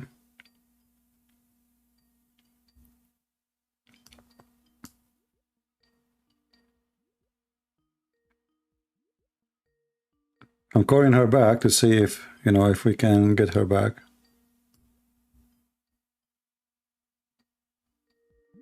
She said she live in China, and, you know, in China they have to use a proxy, I think, to be able to use those programs.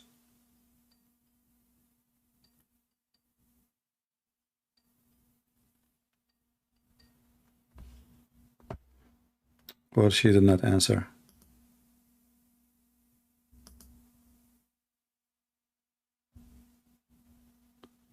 It says call declined. Okay. All right, we will see. I don't know. Look like she have an issue. Okay, she's calling again. Hello? Oh, hi. Hello, hello. I because I'm playing your video on my computer, my phone's internet is not good. Then don't play it. Just keep yourself with me in Skype. Okay, so as I said, I opened like the Bible and I checked the part like of the creation, like Adam, and the story in the beginning, it's like kind of the same with Islam, like where Adam and Eve like came to the earth, blah blah blah, and then they had what's their names? Their first sons. What's their names? I forgot. Cain and Abel. I'm trying. Cain and I'm Abel. trying to remember. Yeah. Record. Okay, no problem. The names. So what the question? So yeah, like in the Muslim story, is that like the Eve, she had like male female like twins, and then she had male female, and basically, they the I'm trying to remember the names. I forgot. What do we call them? Yeah, I know. Like supposedly Adam, his wife Eve, each time she gave birth to a twin, one boy, one girl, and then the second twin is one boy, one girl, and then they marry the first twin girl to the second twin boy, and vice versa. This is according to Islam. Yes, yeah. But like the first male, he was like jealous because he wanted to marry his own like sister. Yeah, because his sister she have a cross eyes, so it's not about jealous. The one sister she don't look good. So now yeah, exactly. Both of them they wanna marry. Yeah, one of them they wanna marry one girl, and then they ask Allah to give Adam. He asked Allah for solution, so Allah told him, ask them to give Qur'an, which is a sacrifice, right? Yes. And then they gave sacrifice. One he gave potatoes, and the other one he gave lamb, you know, sheep. And then Allah. And then the fire came from the sky, and then it took the sheep, and basically that's the story. You know, yeah, we don't have such a story. This is fiction. I know. I read the Christian version, and they said it's all there is, like they didn't say anything about females, and I was like shocked. It took me actually a while to realize that there is no females in the story, that the females appear after God, like after that the first kid killed the second one. And I was like, whoa, that's like, this is so weird. No, you see, because there is no reason to mention the females, but there is females because actually the Quran is the only book that not mention even the word Eve. So we have the story of female. Eve is there, and now they are mentioning the males and their children, because always the children they will be named after their father, not after their mother. This is a tradition. Yeah. So there is no reason for the female to be mentioned. Otherwise, in the Bible, there's tons of stories about females, even judges and prophets. But if there is a reason to mention them, the same as male. If there's no reason to mention a male, it's not going to be mentioned. Like when the Bible mentioned children all the way of Noah, etc. This is the only children they have. They have a lot of children, but they mention only specific names for a reason. Even the males, not everybody his name is mentioned. It's mentioned only a name which have a reason to mention. So like now, if I go and I travel from home from here to, let us say, to China, and in my way I met certain people. I met the one who gave me my seat in the airplane. I met the one who made my ticket in the airport. I met the security person. But then when I wrote my book, I said when I went to China, but what about all the people I met in my way? They were there, but they are not important in the story. You know what I mean? So there's names are mentioned for a reason, and the reason have to be good reason, and there is people are not mentioned. So I go to China, and then I met with you, and then I will say I met with her, but I escape all the names, which without them actually I can't even do my journey. The one who is, you know, like the captain, the pilot of the airplane, the host, the, you know, the security, all those people, the one who stamped my passport, the customs, all those are important. Any one of them can stop and cancel my journey. But I mentioned only I went all the way to China and I met with you because you are an important figure in the story. So the Bible is not a book of stories. The Bible is a book of reasoning to tell us and teach us something. It's not about just Adam, he have children. And actually your prophet, I mean, you are not a Muslim no more. According to Muhammad, he said that Eve, each time she gave birth, her son, he died. Do you know that? I to be honest, I don't know. There's a lot of things that they don't tell us, you know? Like, for example, when I was Muslim, they only talk about the good things, like you have to be good, you have to give sadaqah, you have to Yeah, like they but you just know, talk about the good things, but to be good in Islam is not about being good, about being a Muslim, not about being good. According to Muhammad, that Eve, each time she tried to give birth, her first child, like the child died right away. So Shaitan came to her and he told her to call her son Abdul Harith. is this in Quran This is hadith. Oh, Yeah. Do you know what Abdul Harith mean? Abdul Harith? Yes. Harith, I don't know. I'm not sure about. Harith is one of the names of Shaitan. Oh, yeah. Okay. So, I don't know. Yeah. So according to Muhammad, the Eve and Adam, they worship Shaitan, and they called your son the slave, not of Allah, the slave of Shaitan. And here we ask ourselves then, as long the first because any child she want to give birth to, he will die. So the only child who live is the one whose name is Abdul Harith. And this hadith, like I put in the screen, it says here, the Prophet of Allah said, when Hawa become pregnant, Iblis came to her and her children would not live after birth. So he said, which means Iblis, Shaitan, he said, name him Abdul Harith. So she named him Abdul Harith and he lived. So that is among the inspiration of a Shaitan and his commands. So here we ask ourselves now, that's mean all the stories of Muhammad are stupid. Why?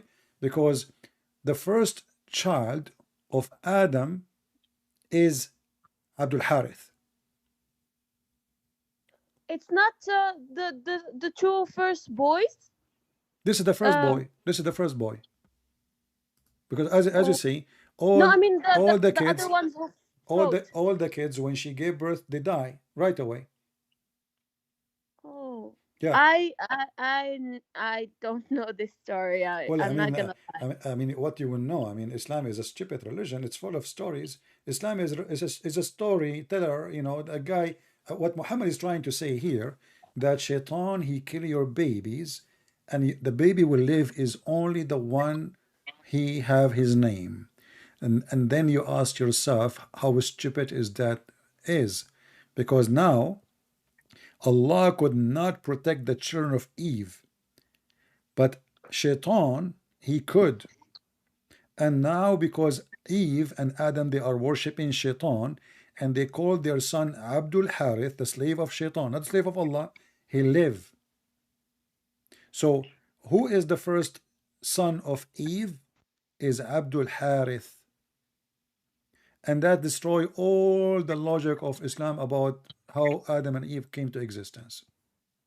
And there's another thing. I don't think in Christianity, like, Adam is counted as a prophet, right? No, he's not. You know, who will prophet to who? There's nobody. Exactly. Like, before, when, like, because I came from a Muslim family, so I always took him as a prophet, and I always believed that he is a prophet, but I never asked how, and I even never, like, thought about it. But when I talked to my, like, other, like, my friends from the other religions, they told me, like, how, no, we don't take him as a prophet, and why would we even take him as a prophet? And I start thinking, like, yeah, it's true. Like, how come he could be a prophet if there is nobody, like, there's only him and his wife? So You know, it's I will tell you a story. This is a true story, by the way. When I was in school, I was the best student in the whole school. But I was studying at home in my bedroom. There's no other homeschool. student, so I was the best student.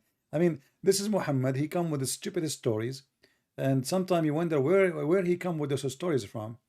Uh, what Muhammad here claiming that supposedly Shaitan, he is the reason for our existence, and based on this, all of us, we are not the slave of Allah, we are a slave of Shaitan. So this is a stupid story. You know what? Nobody can believe in that, and that destroy all his story in other places, because now who is the first son? According to this, Adam is Abu Abdul Harith. Abu in Arabic, it's mean the father, Yeah, correct? Yeah. the father, yeah. As long his name, his son name is Abdul Harith, so his name is Abu Abdul Harith. Yeah, so it means, like, he's the father of the slave of the shaitan. Exactly. You know, and he is a prophet of Okay. Allah. And Ibrahim, and notice, Adam is a prophet of Allah, and yet his son, his name is a slave of Shaitan. And not Oh, only that, the one who named him is Eve, so they blame the women, not Adam.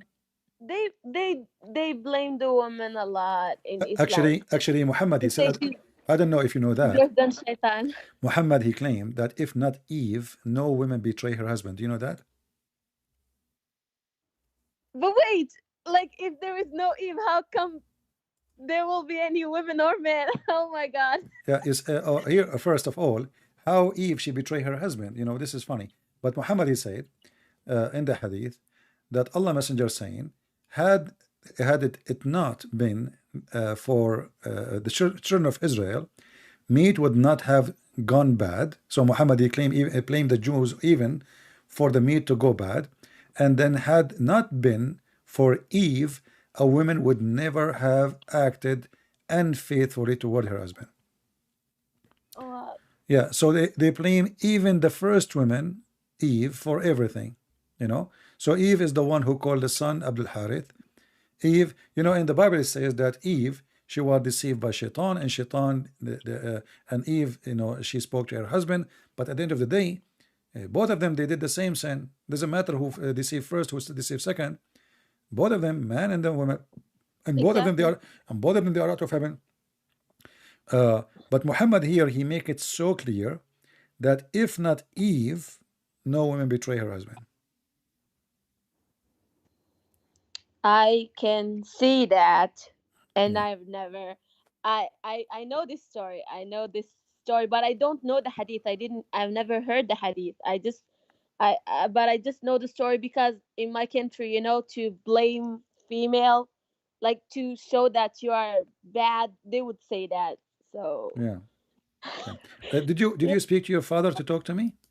Look, for my father, because he's in Morocco, and you know, like the time between Morocco and I think US is like 8 hours or something. Yeah, So like now when you are like live, he's his sleeping, or sleep. maybe Well, I it's can like go. six. Yeah, I can It's make six it. in I the can make morning it in there. different time if you tell me which day he can talk to me. He's yeah. He's I sent you like a message. He's like Yeah, I see the free message now. I see on it. weekends because he works like the whole week, so he's free on weekends. Well, And if you can tell me when exactly, like give me like a day, let us say not tomorrow, maybe day after, and you say to me, can you like come Saturday or Sunday. etc. time in the time of London, you know? Oh, Uh, okay, yeah, London time. Okay, I will tell him yeah, because I like told him. London time, so we will not be confused, me and him, which time we're talking about. You know what I mean?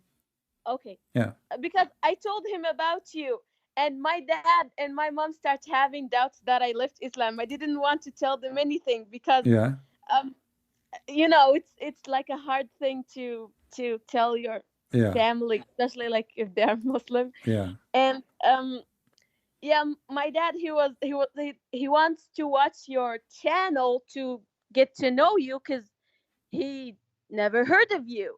All right. But the problem is that my live video, the last one, it's still on your channel.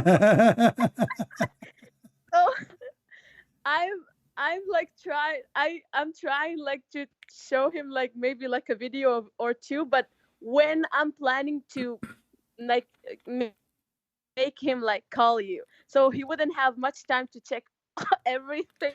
Well, Because if he tell wants me, to ask, tell me which date I will hide that video for, like for that 2 hours when he will show up online, you know, so he will not see it. okay, thank you. Yeah. Because really, Uh, my I mom will be happy says to talk to also, any of your family or, you know, family, cousins or anybody. They are welcome. You know, I will be happy to talk to I them. don't, we don't have like I don't have good like relationship with my family. Yeah, it's okay. It must be the reason is Eve. Um, no, it's just like family things, you know. Yeah, all Mm, right. just like stuff. But anyway, yeah, like even my mom, like she heard me, like, cause the way I start talking is different, like, because you know when you're Muslim, you say a lot of like inshallah or like something like that. I Yeah. kind of like stuff those things with them, and they're like, my mom was like, "What now? You're like you are atheist or what?" Like, oh my god, I'm so like embarrassed now. Oh, No, don't be. but You I see, so you know, because soon you should be able to help them to leave Islam too, because you know you care for them, you love them, and you want to help them. You know, they want you don't want them to waste their time, their life, in you know following stupid religion, meaningless. You know, doesn't make any good. You know, for them. Uh, I just also say, another thing, even if it didn't help them, I just switched them to understand why I also switched, so our relationship wouldn't go bad, you know. no, I actually, mean, for us as a Christian, when somebody convert to Christianity, we encourage the person to keep good relationship with his family. Um, you know, we are the ambassador of Christ. We are not the opposite. We don't teach hate, and we don't want you to, like, we don't hate Muslims, and we will never hate them.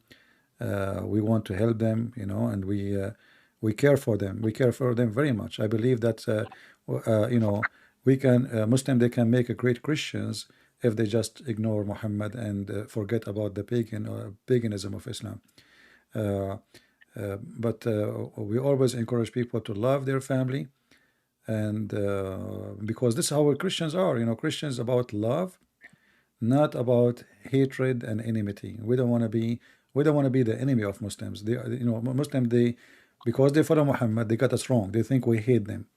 They think we are their enemy. In fact, we are not. The number one in the world who help Muslims actually are the Christians and non-Muslims. If you go and you see where Muslims go for refugee, nobody go to Muslim countries. They go only for non-Muslim countries, because in Muslim countries, in order to help somebody, either they will take something from you, like in Saudi Arabia, there is a Syrian woman. She is coming as a refugee. They told her, if you wanna, you know, to help you, We cannot bring you here for nothing. You have to marry somebody of us and your daughter too. So they want to sleep with them. They cannot give them a charity. There's no charity. There's always, they want something in return. You go to Europe, they will give them housing, food, shelter, school, medicine, free education, and nobody asking them for anything. And then what the Muslim they do in return, they spit at them and they say, oh, those are kuffar. But reality is, Satan is deceiving people. You know, those who they don't believe in Islam, they are way better than those who follow Islam. How many people go as refugee to Morocco? Nobody. How many go to Saudi Arabia? Saudi Arabia is a rich country. Nobody. Qatar? Nobody. I mean, they have millions of empty houses. Nobody. Why the Syrians don't go to Saudi Arabia? They don't go. Even Erdogan, he used them to take money from the Christians in Europe. So reality is that Muslims, they speak too much of being good, but the second you check their fruits, and you know very well what I'm talking about, you will see nothing but ugly fruits. You know, that is the truth. To be honest, I didn't see anything good from especially Muslim men. I don't know about other countries, but like my countrymen, no. They will, you know, if they want something, they forget God. But if they want to blame you, then they will start using God and then using Quran and Hadith, and Yeah. I'm like, You know, okay. there is a woman, she left Islam. She spoke to me once. She's an American. She converted to Islam. And then the sheikh, he came to her house. And he told her he want to explain to her some verses in the Quran. But she said, I cannot get you inside the house when I'm alone, you know?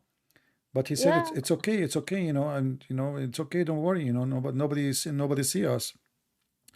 And then she noticed that this guy who was telling the people in the mosque that women, they should not be with a strange man, they should not be alone with any strange man, you should not allow your wife to go without hijab, your daughter, you know. But the second he got his chance to be with her, he said to himself, oh, this is an American, you know, she is easy, she converted to Islam, but still she is, you know, she is American, so I will go to her house and maybe we can have some fun. So she noticed right away that the same person who converted her to Islam is the same person he want to sleep with her. You know, he's hating in her, trying to make, you know, to convince her to let him go inside the house. And she pushed him. She said, "You cannot get in. Aren't you the one who told us just yesterday, you know, in the, you know, in this study that a woman should not be alone with the man? Aren't you the one who said that the Prophet said when a man and a woman they are together, the shaitan will be the third? So why you want to get in?" And then she starts studying more, and she noticed that the Muslims, when she converted to Islam, they are very nice, very, you know, friendly. They invite her dinner, lunch, etc. But then the more and the more she is inside the society, she noticed how this society from inside is so corrupt. The gossip and the enmity and the hatred, and how family they hate each other, and how the cousin hate each other, and how the brothers they hate each other. But in the outside, they are a strong society. They are a family. All of us, we support each other. But the second you go between, you will see how much worms inside the wood. It's like a wood look good from outside, but the termite ate the wood from inside. So this woman then, she learned about you know, a story of a woman Muhammad he took and he raped, and she asked the sheikh about her, and he said to her, "What? Why not? She is, you know, she is not a Muslim. She was a Jew, and he can rape her. Why not?" So she said to him, "Well, I was you know, a few weeks ago, I was not a Muslim. Are you saying you can rape me? You know?" Yeah. Oh no. Yeah. So she decided to leave Islam, but you know, but she learned the hard way. She took Shahada, she started dressing as a Muslim, wearing hijab, she pray, you know, she liked it very much in the beginning, but the more she is with them, the more she noticed how corrupt this society and how awkward and how, you know, how sorry, how backward like they are. they have always double standard for everything. So it's haram to steal, but if you steal it from non-Muslim, it's okay. It's haram to lie, but you can lie to your wife, to your husband, to your friends, to your enemy. Who is left? It is haram to curse, but the Prophet, he can curse and he can even beat Muslims. It's haram. There's many haram, but then every one of them, he justify everything he want to do in his religion. As an example, Muhammad, he said a man, he can do mut'ah. Then Muhammad forbid the mut'ah. Then Muhammad, he allowed the mut'ah. Then Muhammad forbid the mut'ah. Then Muhammad allowed the mut'ah. The second you ask the Muslims why Muhammad forbid the mut'ah, why he allowed the mut'ah, they give you a million reasons to explain it, you know. And then you will find that you ask them, do you do mut'ah today? They say no. You ask why? They say it's prostitution. I asked my dad about mut'ah, and he was like, "Oh, no, because most Muslims are Sunnah." He said, Sunni, we don't have that. Like only Shia who Yeah, that's do false. that. That's false. And Actually, I'm like, no, this is false. okay. You know, I'm sure that you heard that the Muslim Sunni, they have many kind of messages, zawaj, like No, in marriage. Morocco, because we follow like the law of the country, and we're like kind of we have also like French, like we took our Law from the French, but law still, from men, they the can French, marry, yeah. but still they can marry, Yeah. right? They can marry more than one wife, right? Now it's so hard. Like if like But isn't it the king? basically Isn't it the you king can't. himself? Isn't it the king himself? He have many wives. He have 2 wives or 3 wives. The this king, no. He No. doesn't. Oh, okay. No, his father, Oh, yes. okay. Yeah, but this king, he even divorced his wife. Now he's single. But except far from that, like the thing, I don't know if it's because of the culture or because of the religion, but in my country, if a man start dating, because like teenagers, they start dating. If a male start dating, it's totally fine. Like Yeah, he even the sleep father will be like, around. They are "Oh proud of yeah, you him. became a man. Yeah, My son became a they man." will be proud about him. But if a girl she do that, they will they will make a drama. Yeah, They will. all Middle East is the same. It's not only Morocco. All like all Middle East. Even Arab Christians, they are they have some hypocrisy like the Muslim too. Like if the boy he go and he date girls, like it's fine. But if the girl she do the same, that like the gate of hell will open her. Yeah, but we are talking about Islam. Islam is really destroy society because you see the base of a family of society is a family, and then if a family is not stable and the family don't believe that man and women are the base of the family, how we can have a society? I remember when I was a kid, I went to visit a child. He is in my age. He's a Muslim. He come to my house. I go to his house, and then once he said a very bad word to his brother, to the mother of his brother. I said to him, "How you say that word? How you say that to your mom, stupid?" He said to me, "Oh, his mom is not my mom." I said, "What do you mean?" He said, his mom is not my mom. I said, "Isn't his your brother?" He said, "Yeah." So for me, as a Christian kid, I could not swallow it. How his mom is not the same mother of this kid? So when I went home, I asked, my parents. They said to me, the Muslims, they have more than one wife, not like us. We have, one man, one woman. And then I noticed how much the family inside the house is divided. And you will notice the same story appear in the Quran, where the wives of Muhammad, they are fighting against. There is actually 2 parties. The Quran speaks of 2 parties of Hafsa and the party of Fatima, sorry, of Aisha. So imagine we have Republican and Democrat, or liberals and inside the house of Muhammad. So Islam divide the house. There is no unity. There's no love. Women are treated like a chicken, and their job is to make babies. And when the woman she get a little bit older, we replace her with a new woman, younger. She's more beautiful and she can do better belly dancing.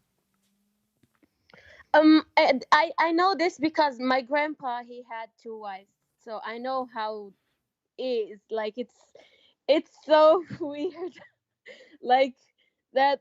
There, first of all, there is no equality. Like they would say, you have to, like, in order to marry another wife, they have, like, you have to treat them equally. Blah blah blah blah blah blah. But to be honest, there is no equality, and You see, even the stupid Quran says, وَلَن تَعْدِلُوا. You will never be able to do the you equality. can't.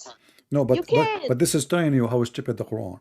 How it says, go and do boom boom to 1 and 2 and 3. And he made a condition to be what? To be fair. This is chapter 4, verse number 3. But in the same chapter, chapter 4, verse 129, it says, and you will not be able to treat them justly. You know, the Muslim, they say the word perfectly. That's false. It says, وَلَن تَسْتَطِيعُوا أَن تَعْدِلُوا بَيْنَ النِّسَاءِ وَلَوْ حَرَصْتُمْ. So you cannot be able to be just between the women. But in the same chapter, chapter 4, verse number 3, it says, go and do boom boom to 2 and 3 and 4.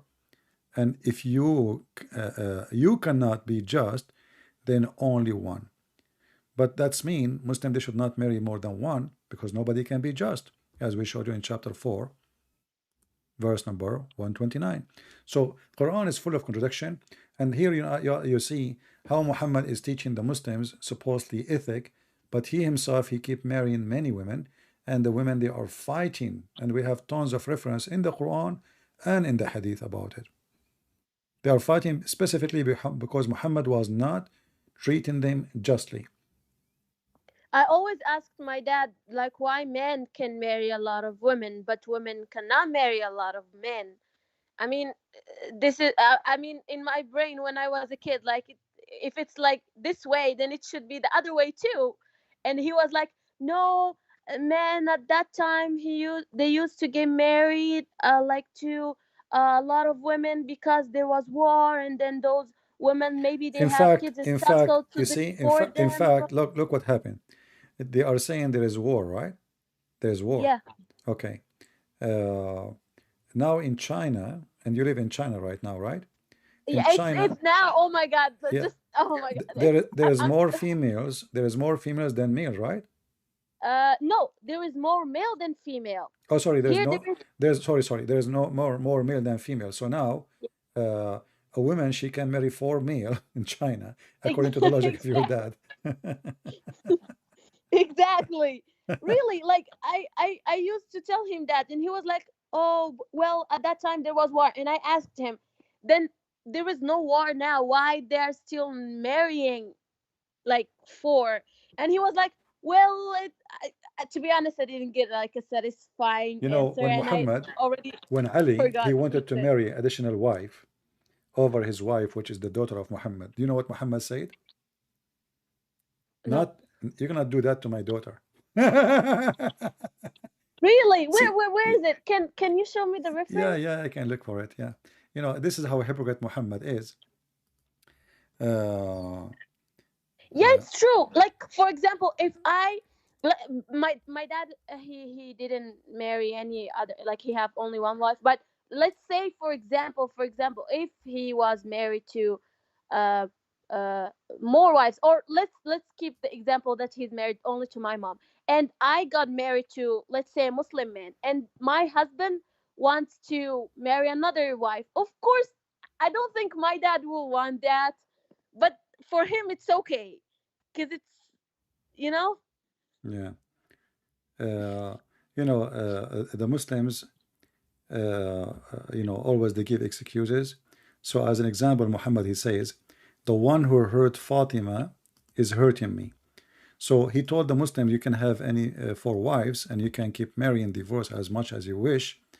But the second the man, he want to do that, who is marrying to his own daughter, he said to him, no, no, no, no, no.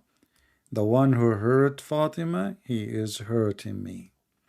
The one who tortured Fatima is torturing me. So he is saying that marrying another wife is a torture for the first wife. So you know, this is how hypocrite he is. And let me see here if I can show you this hadith here in English. Yeah, and if you ask the Muslim, they say, oh, this is only the case for Fatima. Other women, yes, it's okay, but only for Fatima, it's okay.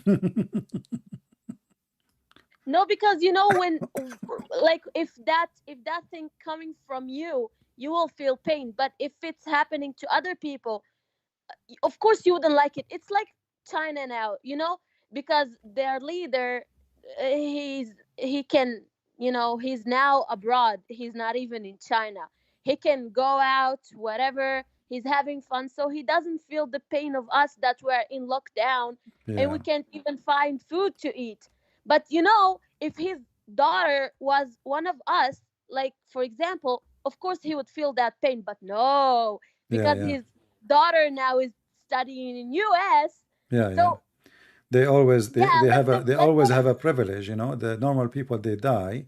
Like even Muhammad, he says that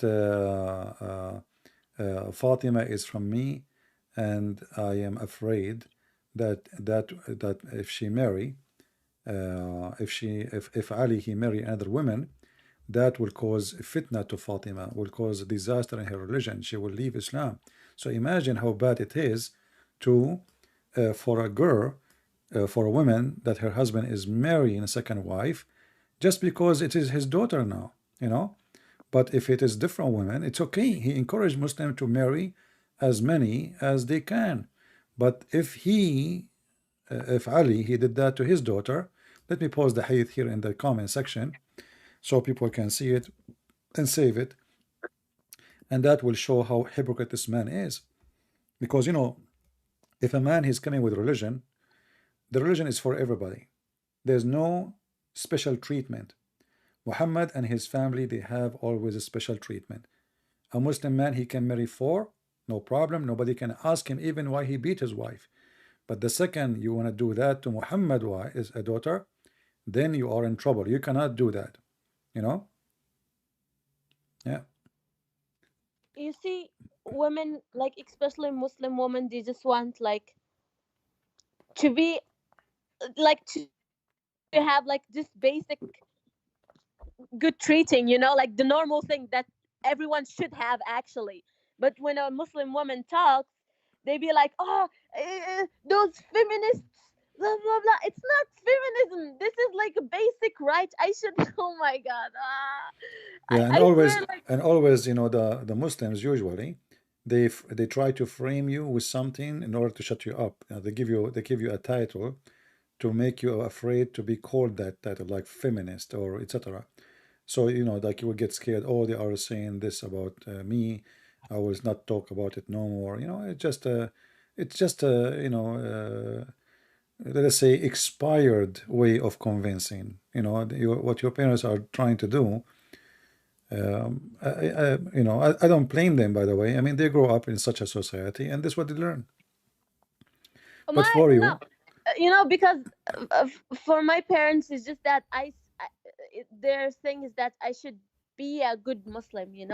Like I should pray and stuff. Like my mom, when she heard my conversation with my dad, she sent me a video about a guy talking about Jesus and saying that Jesus is Muslim too. So for them, it's just that I have to stay Muslim, like a good Muslim, but ask yourself. I called you Fatima before. I will call you Fatima today. It's So, okay. Fatima, listen. If Jesus is a Muslim, so how come he is not a child molester like Muhammad? Look, Why he don't I kill told people, them. and why he don't go and do war so he can steal panties like Muhammad, and why he don't attack caravan, and why he said love your enemy, not about take revenge from your No, enemy. they said he is Muslim because he believe in one God, and also, uh, like if Who care if about believing in one Muhammad was God? You see, there. there is people worship Shaitan. Shaitan is God for them. He's one God. What that mean? So if somebody worships one God, that make him Muslim. That's stupid, you know. So What are the things that makes you Muslim first? Is the shahada, like you have to say that is ashhadu an that la ilaha that is illa the additional thing. stupid thing, because even the Islam, even Allah, he took shahada. Allah is witnessing to who? Allah is Muslim too. Honestly, Anyway, no, don't you know that? Don't you know that Allah is he took Shahada and he converted to Islam? can you like I'm not sure which one are you exactly talking about. Okay, I will show you. Here we go. Chapter 3, verse number 18. It says, "Shahid Allahu anna la ilaha illa hu." Oh, yeah, I know this one. I know Yeah. this one. So what Allah is taking Shahada to who? That is the most stupid statement ever. You know, Allah is witnessing that there's no God but Him. What the heck is that? And Muhammad is his I am messenger. alone. I am alone in my room, and now I'm going to witness that there's no CP but CP. This is why I don't have a mirror in my house, because I don't want to talk into myself like Allah. What a stupid religion. I mean, did you see the videos in YouTube? A reaction of the dog to the Quran, a reaction of the dog to the adhan.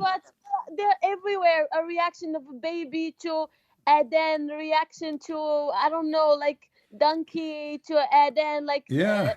a reaction. They say when donkey starts honking, then he saw shaitan, and if he stopped, then he saw like malaika. Oh my God! Look, what has donkey to do with shaitan? Like, listen, but the funny here that Muhammad, when he saw the first time the angel, he could not recognize if he's an angel or not. You know that? I heard you saying that before in a video. Yeah. So his wife, Khadija, she asked him when he see him next time that he should tell her. And then when he saw him in the corner of the room, he don't talk to him. So she said, when you see him, tell me, my cousin. You know, the Muslim, they call the husband my cousin.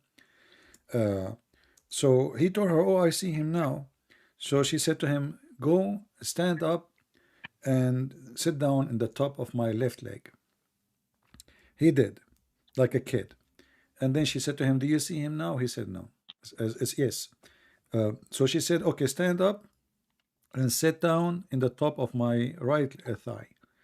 And she asked him, do you see him now? He said yes.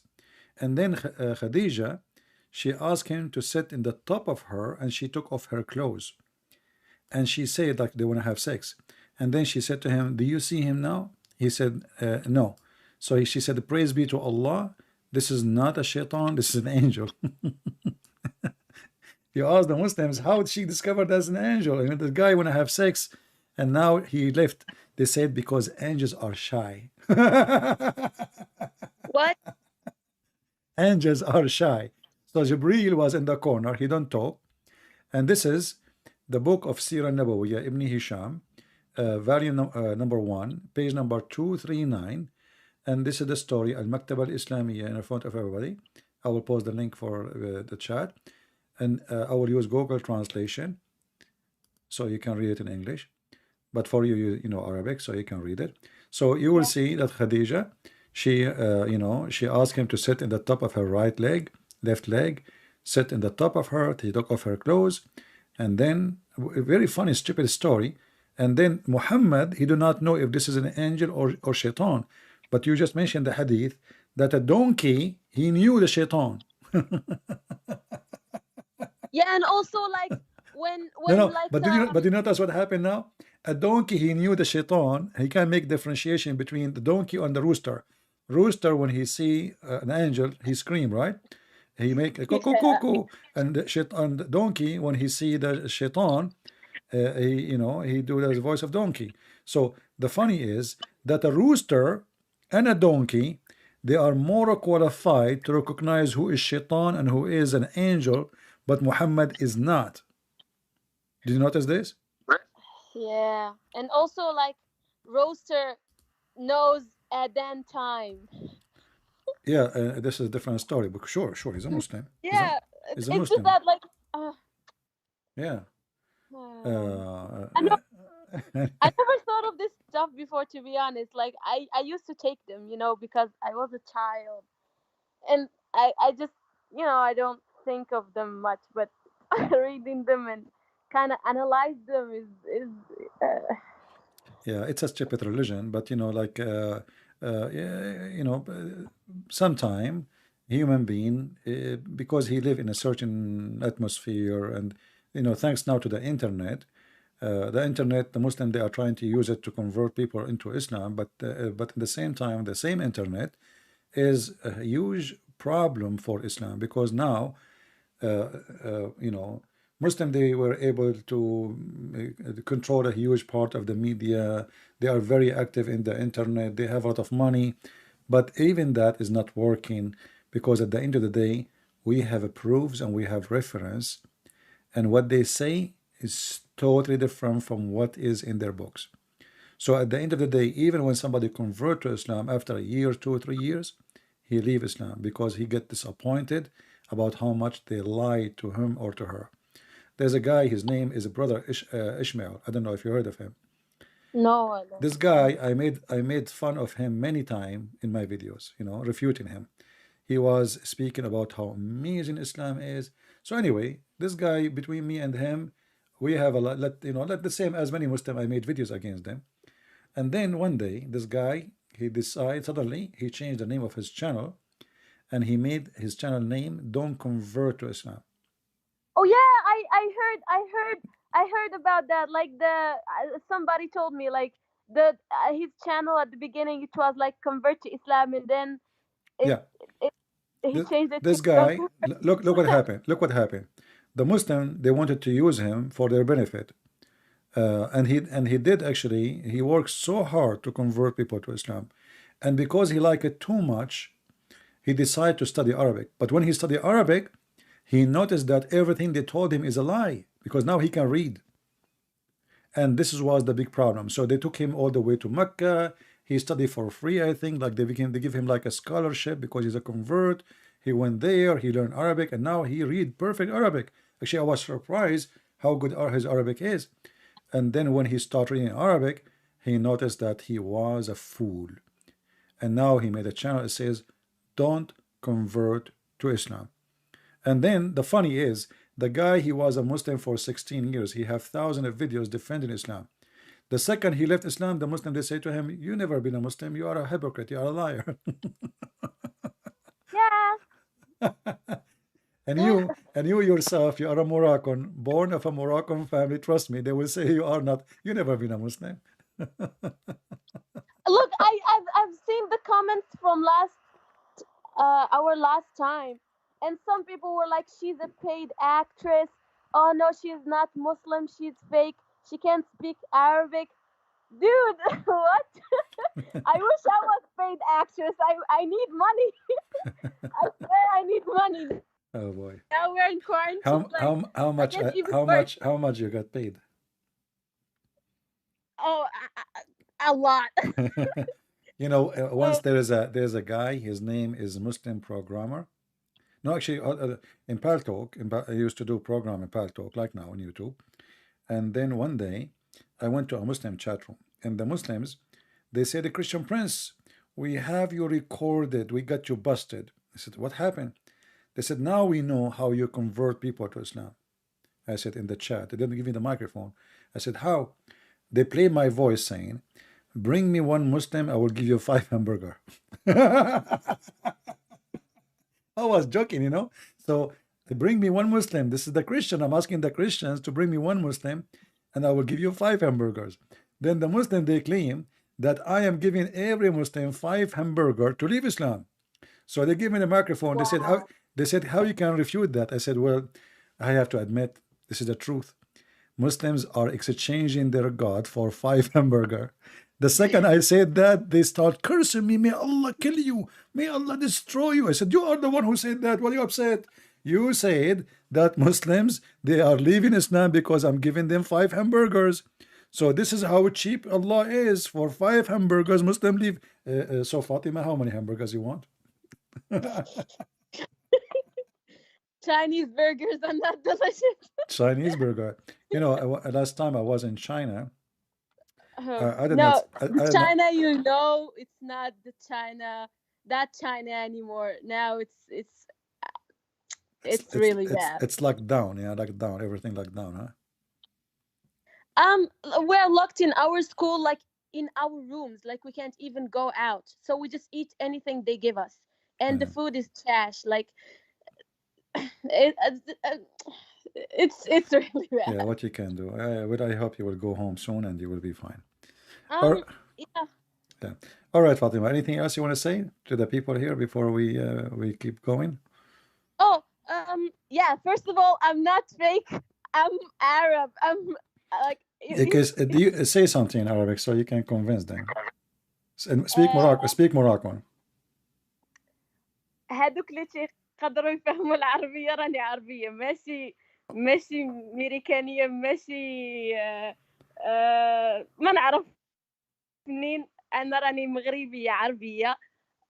And yeah, I speak the dialect more. I can't speak proper Arabic. No, it's okay. She's speaking a Moroccan dialect, which is not really. It's totally different. I mean, the Moroccan is so different from what the normal Arab they speak, but I can understand what she is saying. Yeah, this is a Moroccan dialect. Well, now you prove to them that you are Moroccan, but now look, they will say you are a Moroccan who sent by you are a Moroccan genie. You are not a Moroccan Muslim. You are a Moroccan genie because you laugh like a genie and you talk like a genie. All right, and obviously you are a genie who been given 5 hamburgers by a Christian prince, and now you are the reason you are taking 5 hamburgers because you live in China, and now everybody heard you saying that they are not giving you good food in China. You are locked down inside the school, so this is a very good reason to leave Islam for 5 hamburger. You know, at the end of the day, you can't convince everyone. Like, who care? No, you see, we I don't saw the comments we and I don't was like, care. We it's don't care okay. what they say. We don't care what they I say. was like, look, I swear I was like, it's okay. I mean, I got what I want. You know, I'm here Exactly. just to talk to you, not to them. Believe me or not, that's your own problem. Yeah, who cares? I have so many other problems to take take care of. No, this is Last thing, I download like an app. It's called it's for like those things that you can read before sleeping or something, because I need this. I feel like I need this. yeah. Because I got used to the Islamic one. And I found something. They said فلنشكر صانع الخيرات الرحوم Allah. And I was like, this Allah is it what's about it? Because this is Christian app. You see, yeah, I told you that the Middle Eastern, the Arab Christian, they until now they are using the word Allah, but this is not right. However, they use it as a word meaning God, but they don't worship the same God. But for me, I believe this is very wrong for Christians, Arab Christian, to use the word Allah. But for you, you can take it as just saying God, you know. We don't worship Allah, we don't care for Allah. But, no. Like God is God. Maybe this is just a name, you know. Like no, Allah. This is why it's wrong, because Allah is Al-La. Al is a word meaning God in Aramaic. La is the name of the God. So La is the moon God. So the Arab Christians, because they are under the influence and the occupation of ISIS for 1400 years, they've been forced to, to speak. Even some of them, they are not Arab. They've been forced to speak Arabic. They're forced to we have that in the language, you know, like like for example, if you want to tell somebody like I'm coming or something, or like I will give you something, like you say inshallah or something like that. So it became a tradition. Now it's in the language. Yeah, but for me, here we go. I'm an Arab. I don't say those words. I will never use them. Yeah, when I was in the Middle East, I'm born in this society. This is what they use, so you use it. But then the more you read, the more you understand, and the more you notice that this is the last thing I would like to do. But anyway, in your case, you are just coming out of Muslim society, and there is a language you are used to say. It's what you meant in your heart, not really exactly what you say in your mouth. But if you can control your tongue and not use the word Allah, say Lord, so God, so Rabbi, there's many words. What about ilah? Ilah is just, you can say it, sure. Ilah is a word meaning God. Ilah. Ilah is coming from the word il. Ilah, the sound ha is like is a musical sound. So il is the word. Il is a word meaning God. Rabbi, like in Hebrew they say Rabbi. Rabbi is my Lord, my Lord. So you can say Rabbi, you can say Ilah, you can say Al-Ilah. You know, there's many words you can use for God. Okay.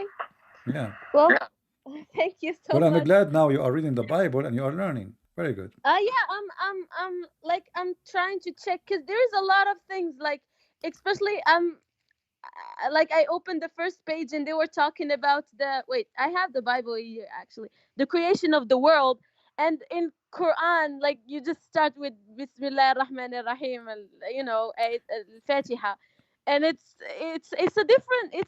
Yeah, you see, the Bible is a very organized book, you know. Yeah, Everything is it's in a actually place.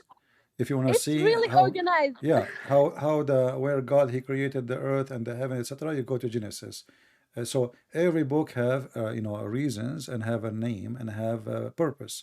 In the Quran, you want to read about Moses, you don't know what to read about Moses. It's all over the place. Even the stories in Quran are like divided in a lot of surah. Yeah, it's So not even in one place. It's all over the place. Even the same chapter sometime, suddenly he stopped talking about a person and jumped talking about different story. And then suddenly after 20 verses, he come back to the, you know, so because the Quran never was a book, you know, Quran, this is even the Muslim agreeing that this is a collection of what Muhammad said that he received from Allah. Never was a book really. yeah, exactly. Like when you ask them why is it the stories are divided in, like it's all in all the place, they'd be like, oh yeah, because like the surah and the parts were like uh, munazzalin in different, like divided and stuff. So like it's never, it's kind of mixing. And I was like, oh, okay. Yeah, it's not a book, and even the Quran called the Christians the people of the book, but the Muslims are not called the people of the book. You know, even the Quran itself have to admit that the only people of the book is the Christians and the Jews. Muslims have no place in it. They don't have a book. You Yeah, know? it's weird. And also they say like for example, they say like Ahl Kitab, they will go to heaven, but then in other places they say, oh no, they will be punished and stuff. But like, okay, if, and also the thing is that Muslim men can marry like uh other like Ahl Kitab. But like if they are bad, then why we, like why Muslims have even to deal with them, you know? But in some places you are suggesting them to deal with them, and other places you are telling them to kill them or whatever. So yeah, it's so. Yeah. Well, I'm happy to hear you again, Fatima, and I would be happy again soon to speak to your dad if we Yeah, get the opportunity. I will try to arrange that like this weekend because I want him really to talk to you. All right, sound good. We will see. Yeah. All right, take care, my dear sister. Yeah. Take care. Bye-bye. Bye-bye.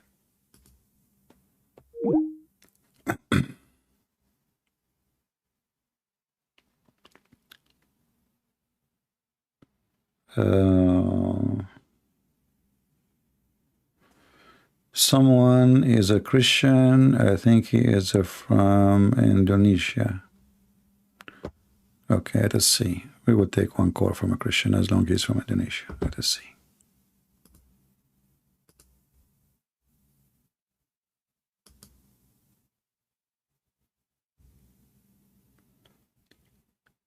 Ilah, no. Il is different word. El is the word mean the. Il is the word God, you know. Il is not a name of God. Il is a word mean God. Yeah, I could not talk to him.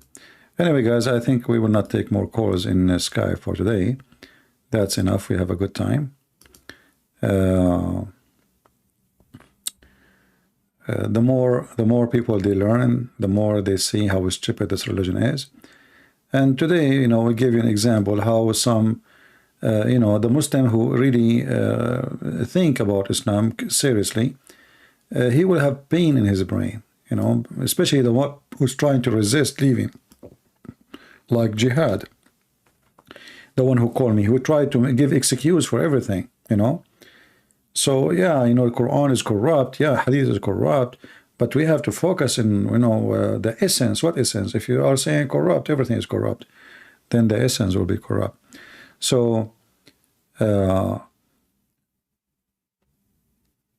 is a very important way to find out what to follow, what not to follow. Our Lord, the Messiah, he said, from their fruits you shall know them. And I say to you, all of you, in everything in life, you take I don't want to say the word gold in wisdom, because this is way more than gold. This can save your life in everything, in your marriage, in your business, everything. From their fruit you shall know them.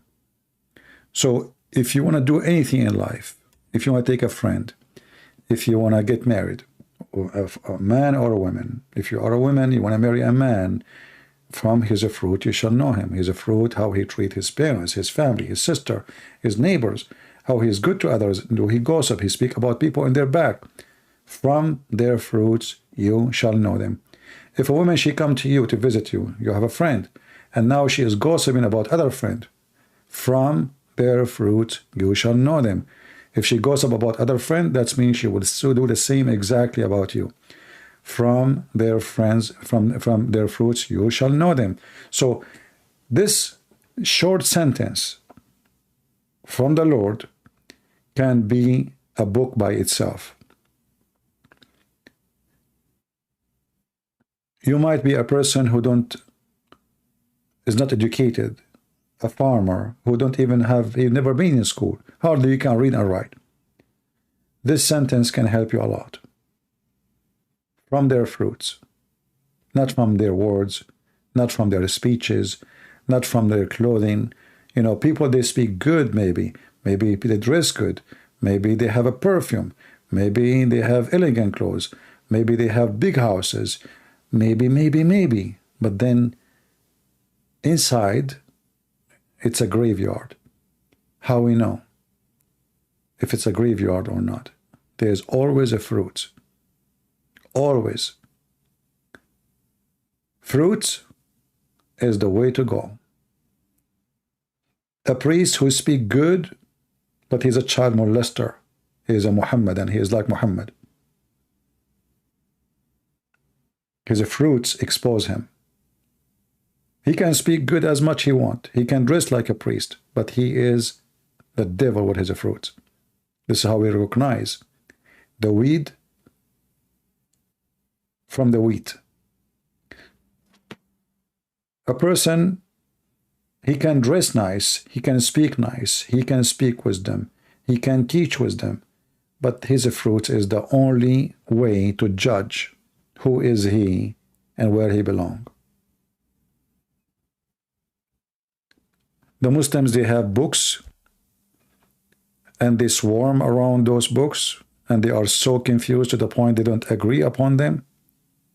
And yet they agree upon them, yet they don't agree about the same page, yet they agree about a line and they refuse the other line, because the fruits of the book is very horrible. If the tree is so good, there's no way that one apple will be bad and the other apple is good. So if the tree of Islam, if Islam is good, all the fruits of Islam will be good. And the Muslim, they will not deny one apple of the tree. Say, oh, this tree apple does not belong to our tree. But because their tree is full of bad apples, they deny their own apples. And here we prove that their denial cannot help them. It cannot. Can you show us the previous season with Fatima, please? Make it public. It is public already. You can go watch it. It's just 2 or 3 days ago, 3 days ago, or 4 days ago. It's there. Let's go on the previous videos. Anyway, guys, I want to say thank you. I'm so glad, you know, lately we have a lot of people leaving Islam. And actually, I was very busy, but yet I was able to speak to another person from Morocco too. But he don't want to be live on air. We spoke a very, very short time, actually. and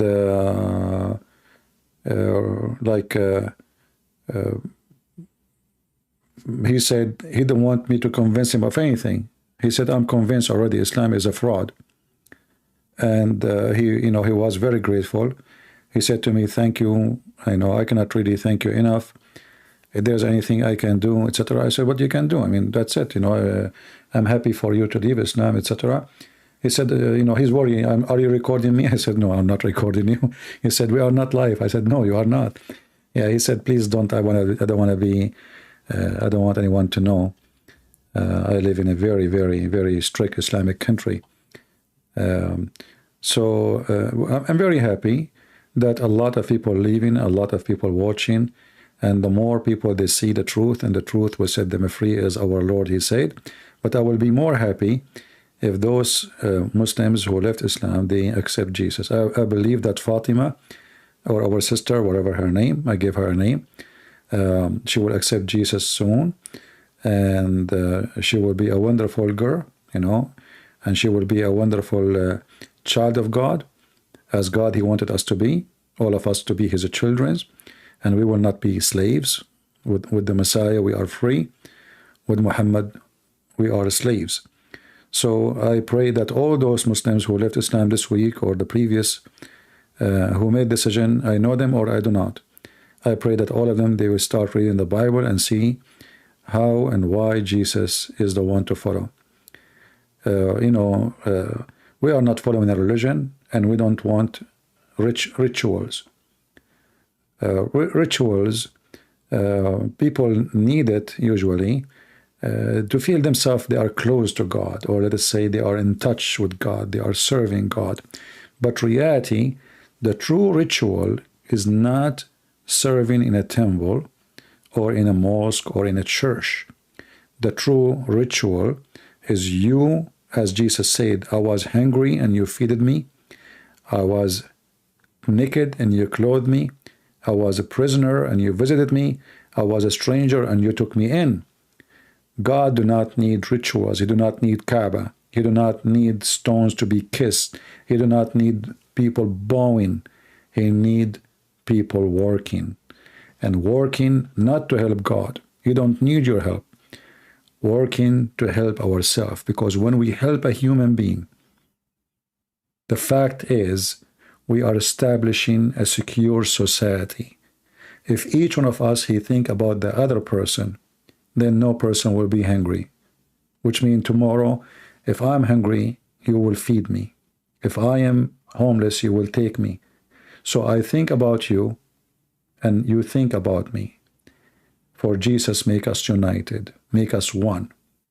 We are one with him, and we are one with love, and we are united by loving each other. So we pray for peace, we pray for the Muslims, we pray that people will not hate the Muslims. We are fighting the cult of Muhammad. We are not here to hate anyone.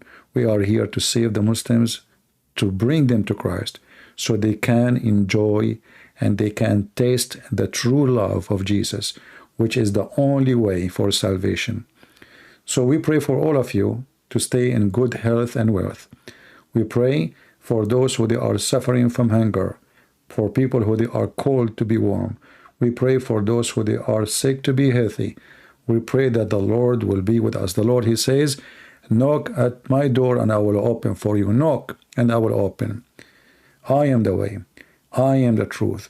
I am the life. I am the resurrection.